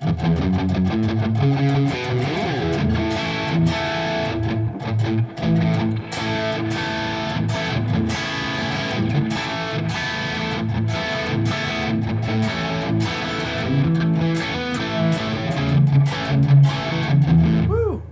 Hit my finger.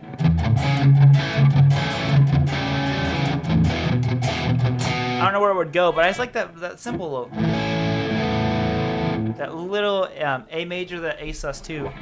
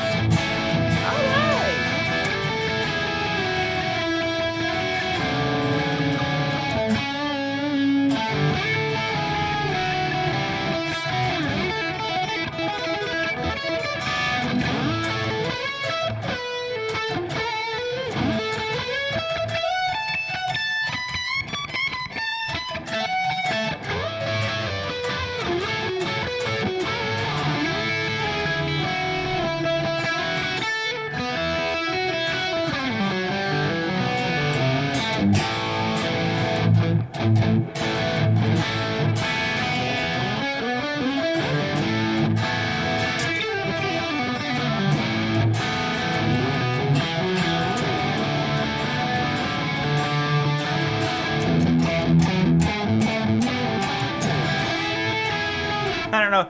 Like I said, it just kind of like, I like that riff, and it just seemed like it could go in so many different directions. But hey, Robert, what pickups should I put in my Les Paul copy? You know, I just like I like lower output pickups the best. So I can't remember what these measure in at, but these are, you know, they're pretty bright and twangy pickups. But later, Kevin. Thanks for tuning in, man. We'll be wrapping things up here pretty soon, anyways. Because like I said, it's 2 a.m. What if you're choosing between Strat or Tele? What do you choose? I'd go Strat, to be honest. I think it does a little bit more, but a Tele is certainly its own beast. You know, I've kind of like, you know, throughout the years, I've flipped back and forth. Like, which one would you go with? So right now, I'm on Team Strat.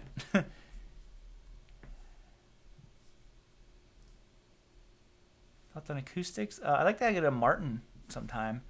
My wife is a Taylor girl.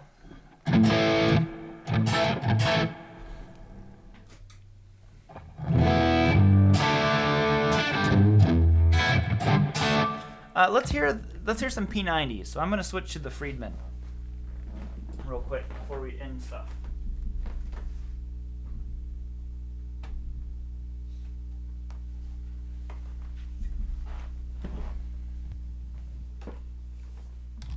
I am still live, man.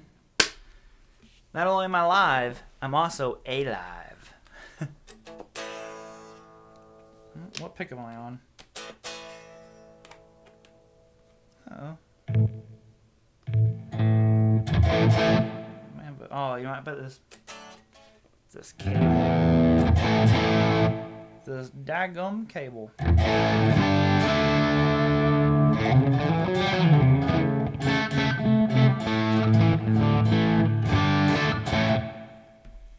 Play guitar too, man. Isn't the guitar sound too loud? It's probably like a little bit loud, but it's not super loud. You know, you guys get to hear like a full kind of blast guitar, but over here it's pretty quiet.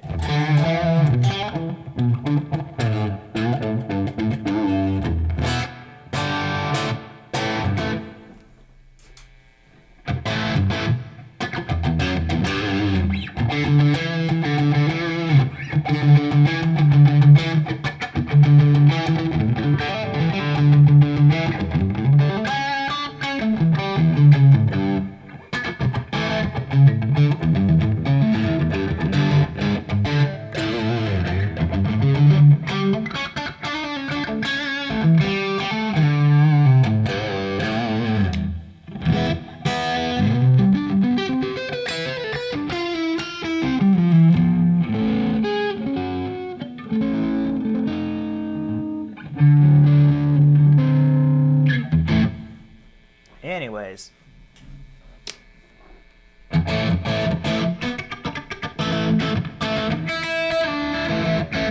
So let's hear these again. Again, for the final time tonight, I'll list them off. You're going to hear 4 amps. Number 1 is the Friedman B50 Deluxe with has a Hall of Fame reverb on it. Number 2 is the Rev Generator. No reverb because I don't have an extra reverb pedal right now. Number 3, Rockaverb 100. Oh, Rockaverb 50. Sorry, I think I said 100. It's a 50. Also has built-in reverb. And then the Dynamis, which is another rev amp, has built-in reverb. So only the second amp won't have reverb. So if that one really jumps out at you because it's so forward and you know, in sound, it's because there's no reverb. So let's hear these puppies without the microphone in it. So here we go. Let me try to come up with another riff.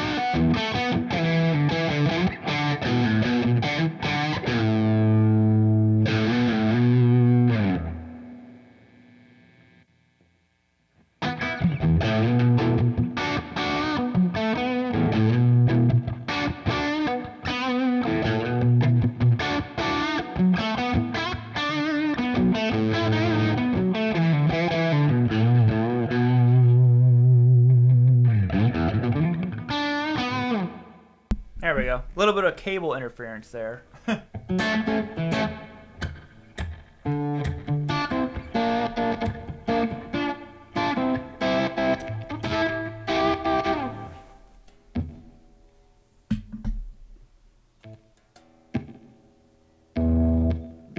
It made it like the whole show.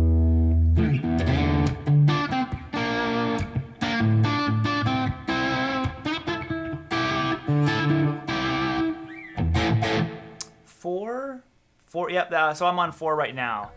So 4 is the rev dynamism.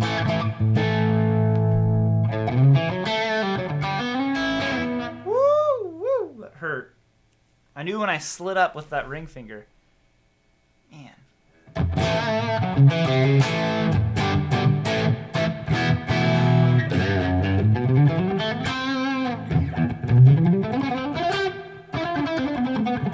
Cable's tired, I know.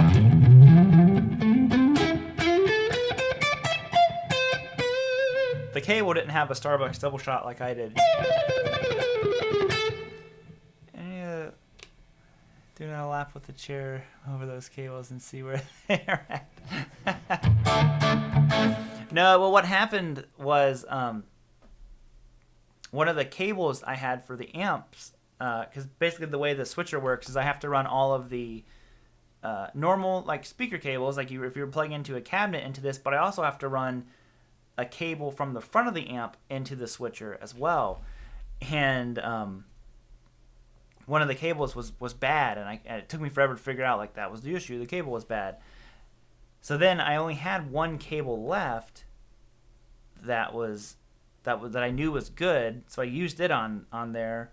And then I found this cable, and I'm like, why was this cable like in the bottom, like off to the side in like the dungeon, in like the dark realm? I'm like, can I trust you? And the cable was like, bro, I got you. And now I'm just like, I told you. And he's like, I didn't want to go back in the dark room, in the cable dungeon. So I see now that this cable played me, but it's cool. It's cool. You know, he hung in there. Also, that's how you know it's getting late. I'm talking to the cable.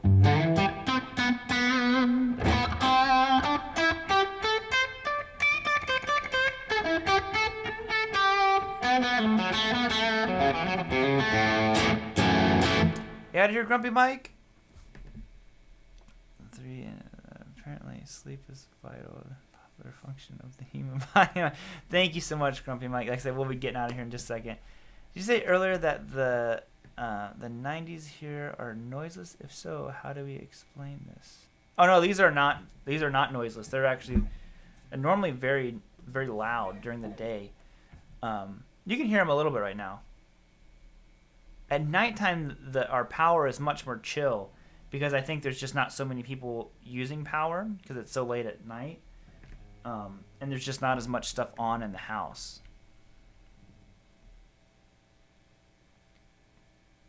Cable dungeon. That's a drawer no one ever opens again. Exactly.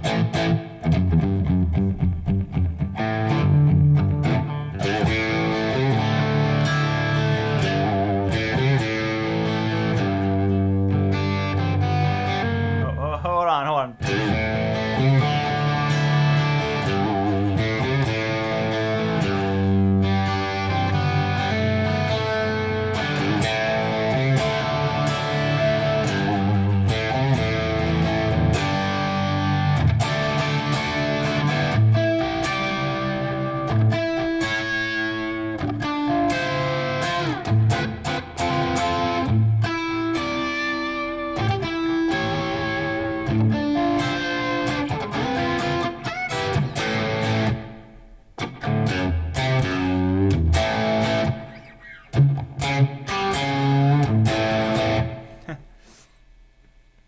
We'll do it later, Wolverine. Thank you so much, man.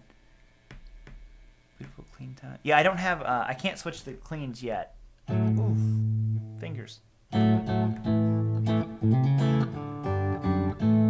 you could have the perfect guitar with whatever you wanted on it, what would you have? You know, I don't know anymore nowadays because I don't think that there. I don't want to say there isn't a perfect guitar. It's just my tastes flip around so much. So it's like, you know, there'll be times where I'm just like only playing the Les Pauls. and then I'll kind of like shy away from the Les Pauls. I'm like, I'm more Stratty, I'm more Telly, you know, than like the 335. Oh, you know what? We didn't hear the 335. Do you guys want to hear that before I hop on out of here? There's 264 of you guys hanging in there strong with me. So I think I got enough life left. I feel my eyes getting heavy now. I think I've got enough life left in me to get to 335 if you guys want to hear it. If not, that's also totally cool. You're probably tired of hearing me play the same 4 riffs. Funk 49. I wish I would have played that on the Strat. Oh, cable. Hold on.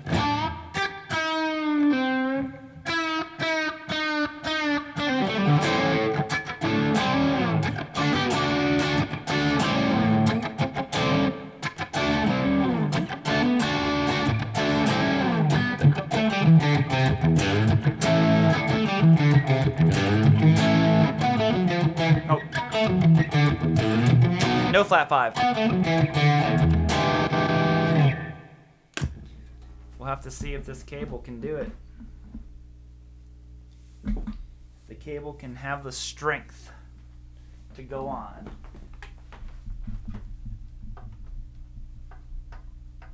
Oh, alright.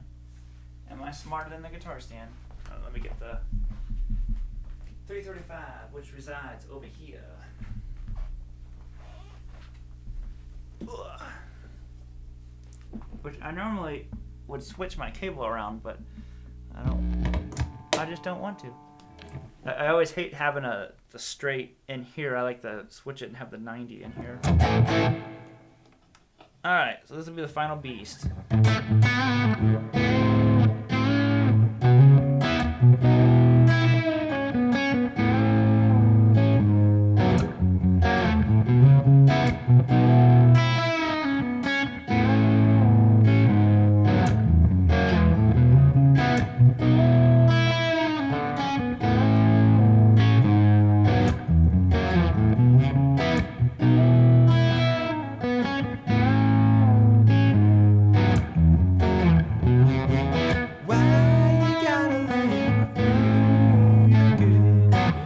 Messing up that bend like every single time. All right, this is it, the final tone test of all this stuff. Ooh, man, that is cut is opened up and hurting. I gotta make it through it.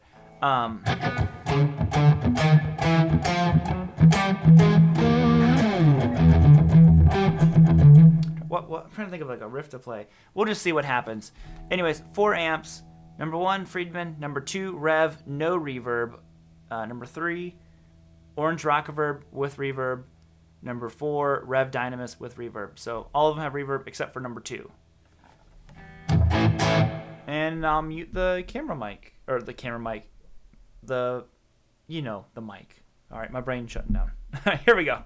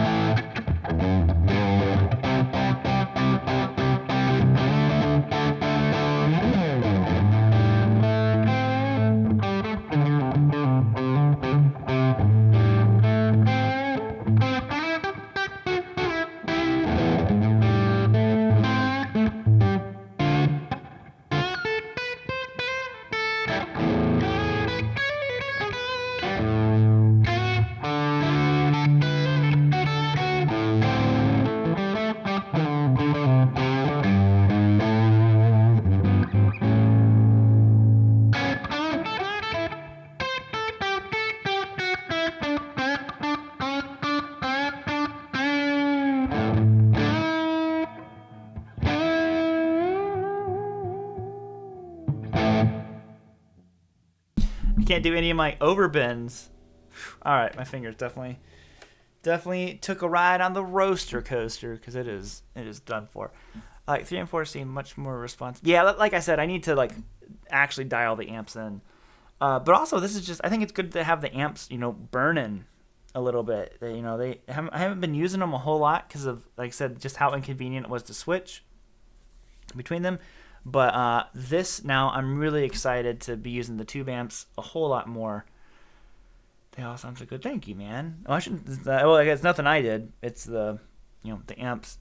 Thankfully, are just they sound good on their own. But thank you guys all so much for tuning in. I'll hang out just for a little bit longer. If you guys have any final questions, here, let me do this. I'm gonna turn the amps off and wait on the questions to come in, and I'll turn this other stuff off too. So give me just 1 second here, and I'll answer everything I can here at the end. Whew, this stuff is hot.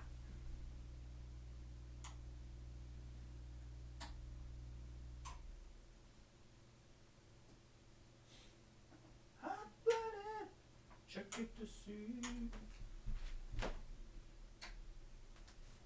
got a fever of 103. And look, I had the Axe Effects plugged in and turned on as a backup. Hold on 1 second. And I didn't even need it. Didn't even use it. Okay. Oof. My hand, I won't be playing guitar tomorrow. I know that much. Finger hurts. Okay, here we go. That was great, Rob. Thank you, guys. Thank you for tuning in for that. I'm sure it was a little bit nerdy, and probably a little bit, narcissistic, me wanting to hear my own gear, like that. But I just wanted to also see like feedback from others too, because I always cared, just as much about what you guys are thinking about stuff as am I. The pressure's on for me to think of a good question, dude. That you just blew it. I'm going to be honest, Sam. So your reorganization involved setting those amps up, Preston. Yeah, so basically what I did was I took I had it like kind of like wired up with a lot of like cable ties. I found like a million cable ties that are all over the place in here now. So I had to take all my amps out, undo all the cabling that I had done before, because I needed to, source out what cables I even had that still worked, that were good, all that kind of stuff. So basically I took all my amps out, got all my cables cleaned out, then put the amps back and wired all of them into the amp switcher now.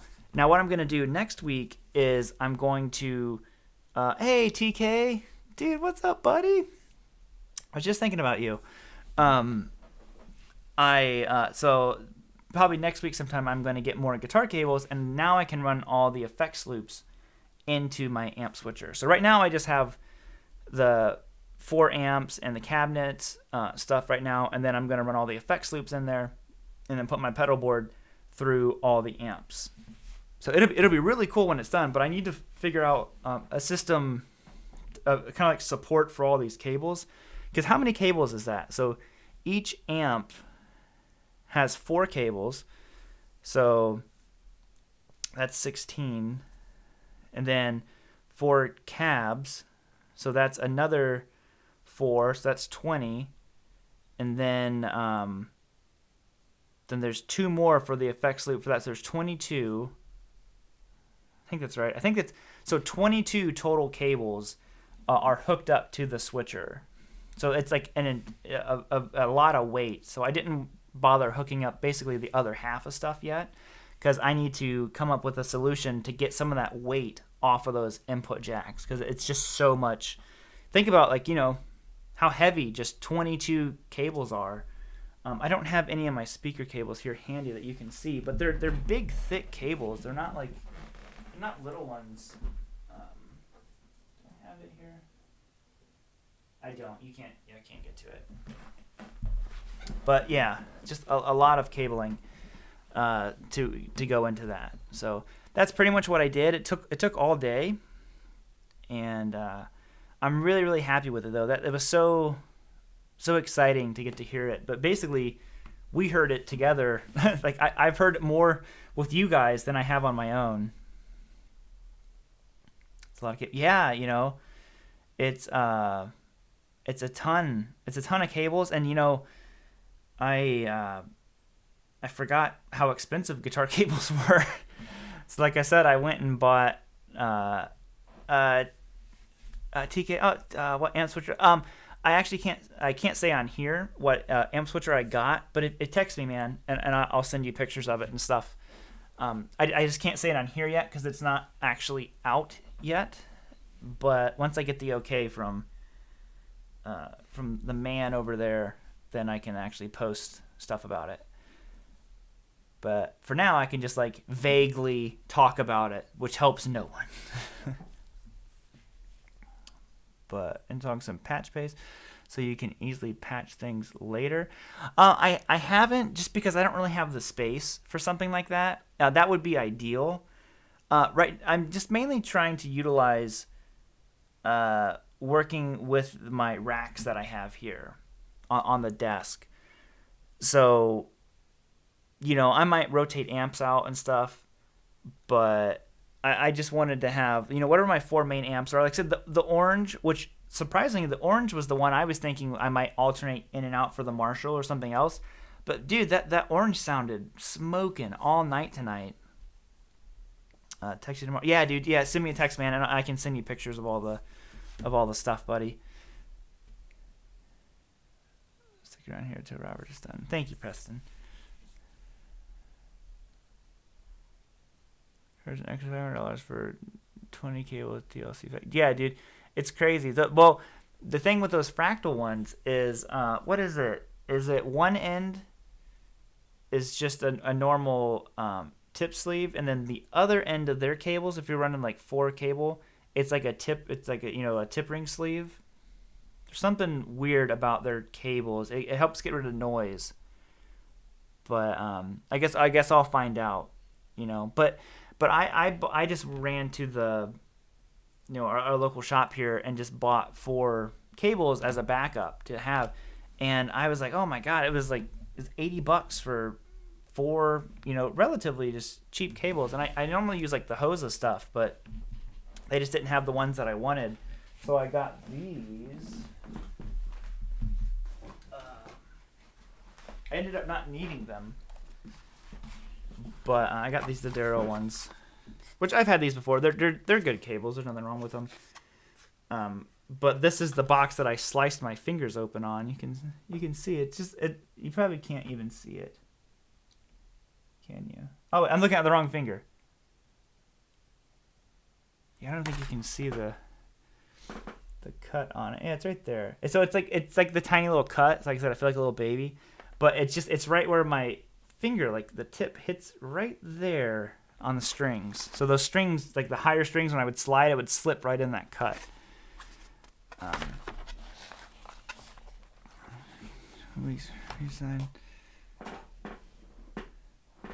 from the J job, took a new job, global role, so I have quite the work ahead of me. Not sure why I don't choose an easy life. Wow, that's crazy, DK. Yeah, man, we need to catch up. We haven't Skyped in a while.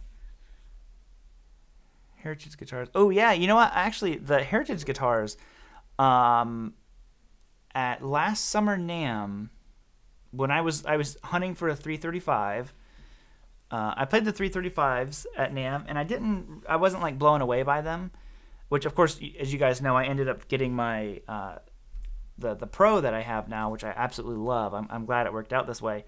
But right across from Gibson was Heritage, which if you don't know the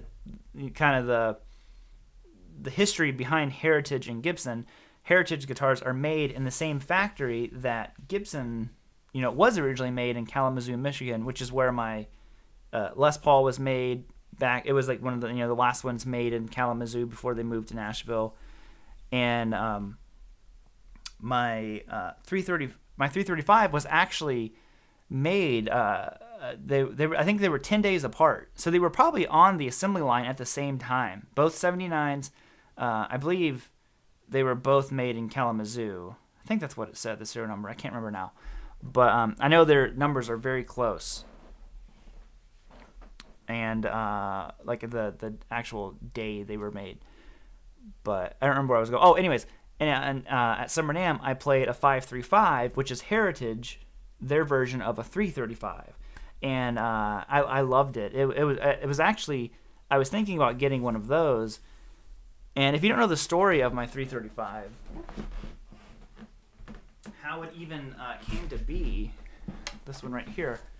So this is it's a 1979 335 Pro, and the Pros are kind of interesting. I'm actually going to do another video. I thought about doing it on this. And the Pro, they were only made for 3 years. So let's Skype tomorrow, dude. Yeah, dude. Tomorrow is Sunday. It should be fine. But if you don't know the Pros, they were only made for 3 years. They were made in 79, 80, and 81. It's a shorter scale length. It's a 25 and a half scale length, not a 25 and 3/4. And it has the dirty finger pickups in there. So it's a little bit different. The neck is also shaped different than normal 335.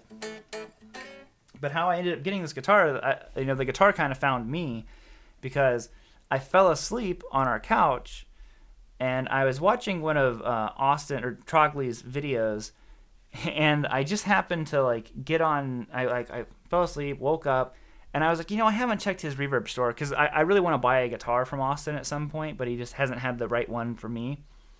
And I was looking at one of his Les Pauls, and up beside it, and the little you might also like, was this guitar. Because I always said when I envision a 335, I think of a cherry dot neck. It's just what I see when I see a 335. And this one popped up, and I looked at it, and I'm like, oh, a 79. That's kind of interesting. And I clicked on it. I'm like, what's a Pro? And I like getting these classic guitars that have the little quirks to them. The KM is a little bit different than your normal standard Les Paul, and that kind of thing.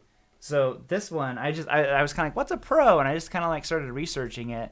I was like, well, this sounds like, because basically the Pro was designed more for a rock guitar player than what they were considering to be the blues fusion guy that a normal 335 was for. So I was like, this sounds like this is a guitar made for me. And I just kind of rolled the dice. It came from Chicago Music Exchange, so I wasn't really worried about it. And they had it priced pretty fair. So this one, like I said, kind of found me sleeping on the couch. And I ordered it, and I got it, and I knew right away. I was like, man, this thing is just a smoking guitar. But yeah, so this one was made... I can maybe look at the numbers. So someone remember this number. What is it? So there's 7 and 9. 201, maybe. You're not getting me, TK. I trust nothing that you send me during a live stream. So yeah, I think these guitars were made 10 days apart.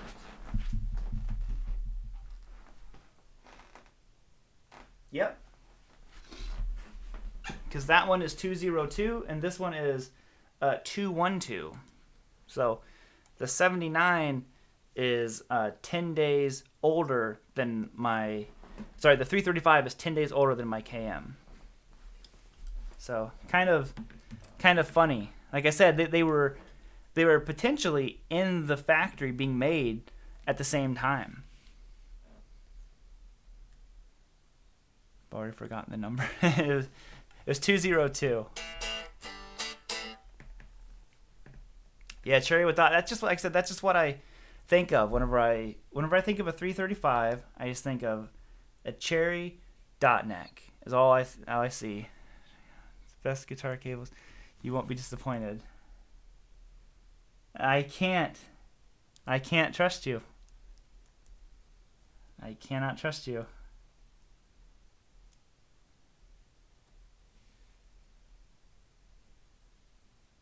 Best guitar cables.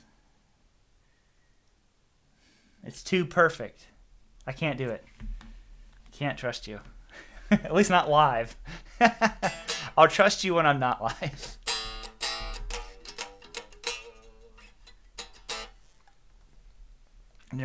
Joel is officially signing off. Dude, thank you so much. Thank you for the super chat, dude. Thank you for tuning in and all your kind words.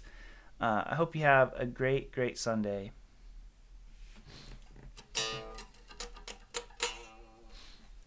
I guess I'll just practice not using my ring finger. Oh, just the Eddie Van Halen.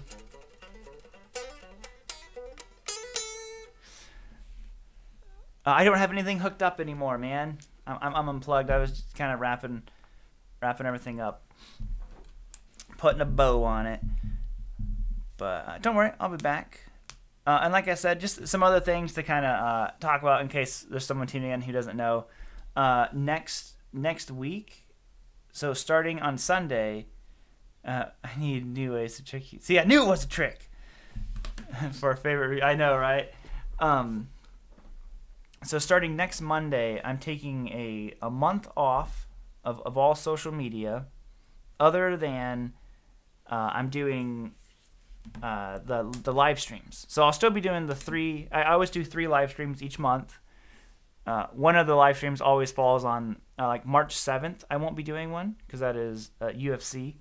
So we always get the UFCs and watch those. But so just in case someone doesn't know, so like I have all my videos pre-shot for the month. So you guys will everything will like seem normal. I have posts scheduled and Facebook, Instagram, all those things. Emails are all done and good to go. But you won't. I won't be active in the comments and videos, which I always like to be really active.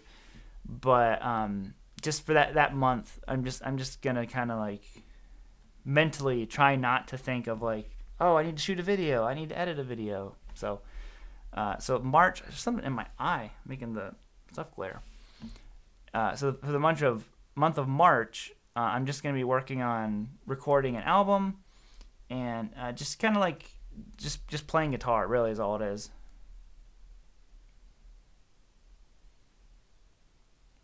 Yeah, so I'm just, like I said, off all social media. The only time I'll be necessarily like live doing social media is when I'm gonna do the live streams, because like this stuff is super, super enjoyable. Like I love doing the live streams with you guys. Like this is something I always look forward to, and I don't want to not do that, because this is, like I said, the planning YouTube videos and shooting them and editing, that's all the work side. But if you lose subscribers, you can blame me. Well, like I said, I'm full aware that you can't just, unless you have a huge channel, you can't just walk away and not do YouTube for a month or two. It'll kill your channel, and you'll fall out of the algorithm. So, like I said, we've spent the past. Well, I've been talking about doing this since November, and maybe before that. But we've been pre-shooting all these videos. You can see I've got all the folders right here. I think I already have 8 of the videos edited, uploaded. So I'm just going to spend the rest of next week editing more stuff and shooting stuff on Tuesday and Wednesday to have some extra videos and live stream every night. No. But yeah, so that'll be going on that time. So like I said, if you guys don't see me in the comments on videos, that's just why. So I'll be off of all socials for that month. Just to kind of get my sanity back. Get away from social media. Yeah, for sure. I definitely think so.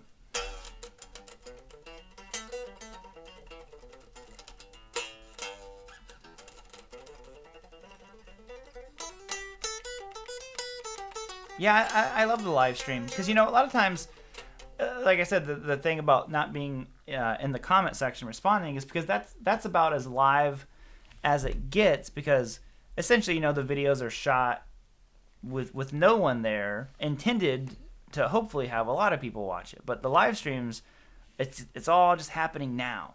That this is the only time this is happening.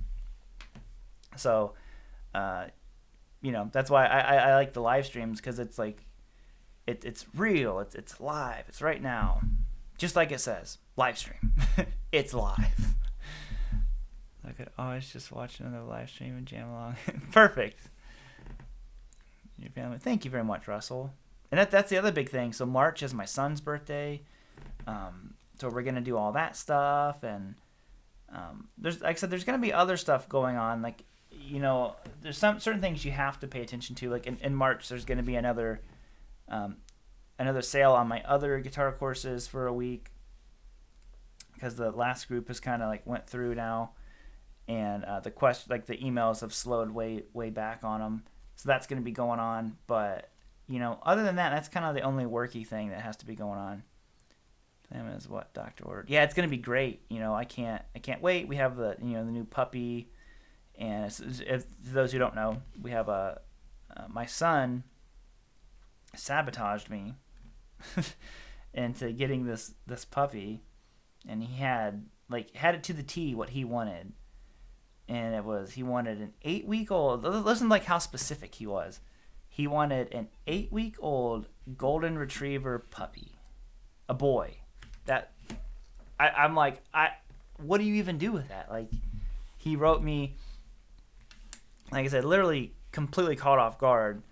Gives me, and like my wife didn't know he did this. No one knew.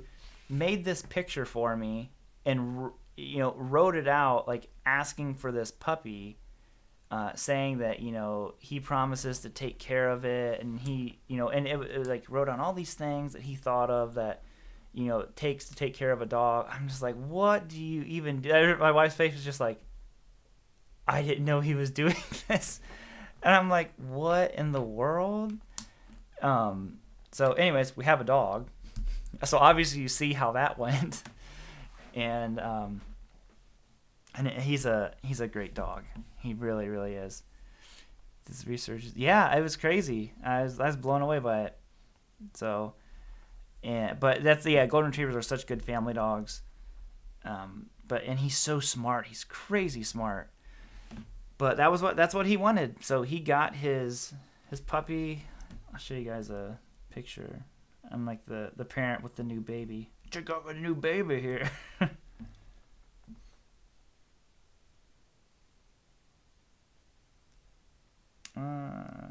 I tried to get a picture of them the other day. It was funny. They were like sitting in this little hallway. I can't know if you can see that right there, kind of. But like Packard, literally, his name's Packard, literally had his arm around Mason. Like they were just like sitting there like buddies. I'm like, what is this? So it's funny watching them together, because the people who we bought them from. This is the other kind of like crazy coincidence. Is originally what happened was we agreed that if Mason could help take care of, we have a cat, take care of it more and prove that he is responsible enough for this dog, we would revisit it at his birthday, which is in March. We're just kind of like, we'll wait. So you got, a dog is a huge responsibility. So you got to prove, that this is something you really want. So you're going to have to take care of the cat and do all this other stuff. And he did it. But what happened was my wife, was doing all this research into breeders, and she had found some, but she just really didn't like just a lot of the different aspects of them as a breeder. And she's like, I really don't want to get puppies from these people. But there was one that's like an hour from us, had a border collie. Yeah. I grew up on a farm, so I had lots of animals. But anyway, she found a breeder. She's like, I like everything about these guys. The dogs were kept inside around a family. So they've been around kids since they were born. And she's like, but the issue is, this is like, they finally talked me into the dog. And then they're like, but the issue is, we would need to get the dog in like 2 weeks. So we've had him now for 4 or 5 weeks. So, don't want some lab pee on your last fall. I know, right? He's not allowed up here. He's not allowed up the stairs because they have hip dysplasia really bad in them. So we have to. Unfortunately, he has dog insurance. which sounds ridiculous, ridiculous to me, but apparently they have a very high risk of hip dysplasia. And our cat just had a, I can't remember what even it's called. Her knee joint had the issue with it, so she's actually had to stay in her cage for 6 weeks. And and now she's finally done with her 6 weeks, so we can have her out in small increments and get her like moving around a little bit more. But yeah, we felt really bad for her because that happened like the week before we went to get him, and then she had to be put in this cage, kept in a separate room. But my wife got her a bird feeder and all, like, read up all this stuff. So anyways, tough to find a proper breeder. Yeah, it really is. And like I said, my wife found a really good one, so it was kind of like a now or never thing. We're just like, well, this is a good breeder, so we need to just go ahead and get it now and not wait, because they're going to have puppies now, and I don't want to get it from these other breeders. But yeah, so long story short, I guess long story long, because that took me like 20 minutes, he has a puppy now. I would blame the dog. I know, yeah, so that's the thing. So now we have to really start working on our cat's name is Kit. So, because we got her Halloween, Kit Kat. But she's a really good cat. It's actually funny, in her room, she's in this cage, and like I said, we have her on a table where she can look out the window, and my wife put a bird feeder out there, but we also put a TV in there for her. This is just stuff that the vet said to do, and we bought on Amazon. It's like Cat TV or something. It's basically just another bird feeder that someone recorded like 8 hours of squirrels and all this stuff. It's super funny. I'm like, so this is what we do now. We buy cat entertainment videos and just lots of stuff. And she's had a lot of catnip. So, speaking of dogs, mine just tried to take out my toe. He sleeps right next to my feet, and then I move and he gets aggravated and tries to bite me. Your dog passed away this summer? I'm so sorry to hear that, Preston. That was another thing. We've had different dogs, throughout the years, but Mason didn't have his dog, and that was kind of what Gabby's big thing to me is like, she had her dog, oddly enough, was a Jack Russell Terrier named Allie. That was like, her best friend. And I had a dog, also a Jack Russell Terrier when I was a kid, named Cricket, who was my best friend, had her until she was like 15, which she passed away years ago now, but she was like, and Mason wants his dog, and this is what he wants. So it's kind of hard to argue with all those, facts. I'm like, yeah, he wants his dog. And so now he has it, he's excited to come home every day, and Packard, loves his boy, that's for sure. Yeah, TV, Chris, I remember our lessons with your cat.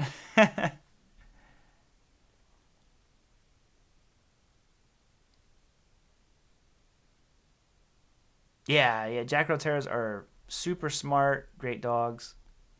Like I said, I grew up on a farm, so I just grew up around animals. And we always I had a Dalmatian, and we had blue heelers. Is really what my dad did, because we had animals, and he'd teach them to herd.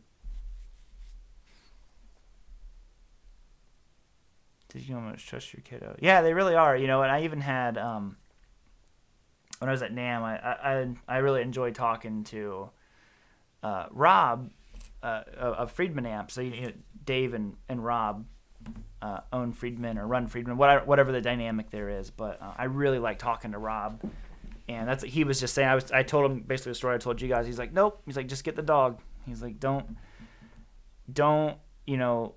miss the opportunity to do it. And I was like, yeah, you're right. Which we already got in the dog at that point. But I was like, yeah, you're right. I get too like rigid about stuff. So There's a kid. Named Cover. Cover. What a good dog name. My mother-in-law, and father-in-law adopted a cat, like a rescue cat, and its name was Toast. I'm like, dude, that is the best cat name ever. Toast. I love it. 3 Siberian Huskies. Ooh. We had a husky. Yep. I had a husky. His name was Beast. And then we also had a husky named Flapjack years ago. Right, this is because they were thinking if you're small enough, I'd eat you. Makes about sense. Cats are jerks. But I do love cats too. Thank you, Preston. A dog should be named Barkley. It's their official name. Cats can be named Snacks. Well, like I said, our cat's name is Kit Kat, so. Friend has a bird named Dave. I think that's the best bird name I've ever heard. Bird named Dave. Hey, Billy. Hey, Dave.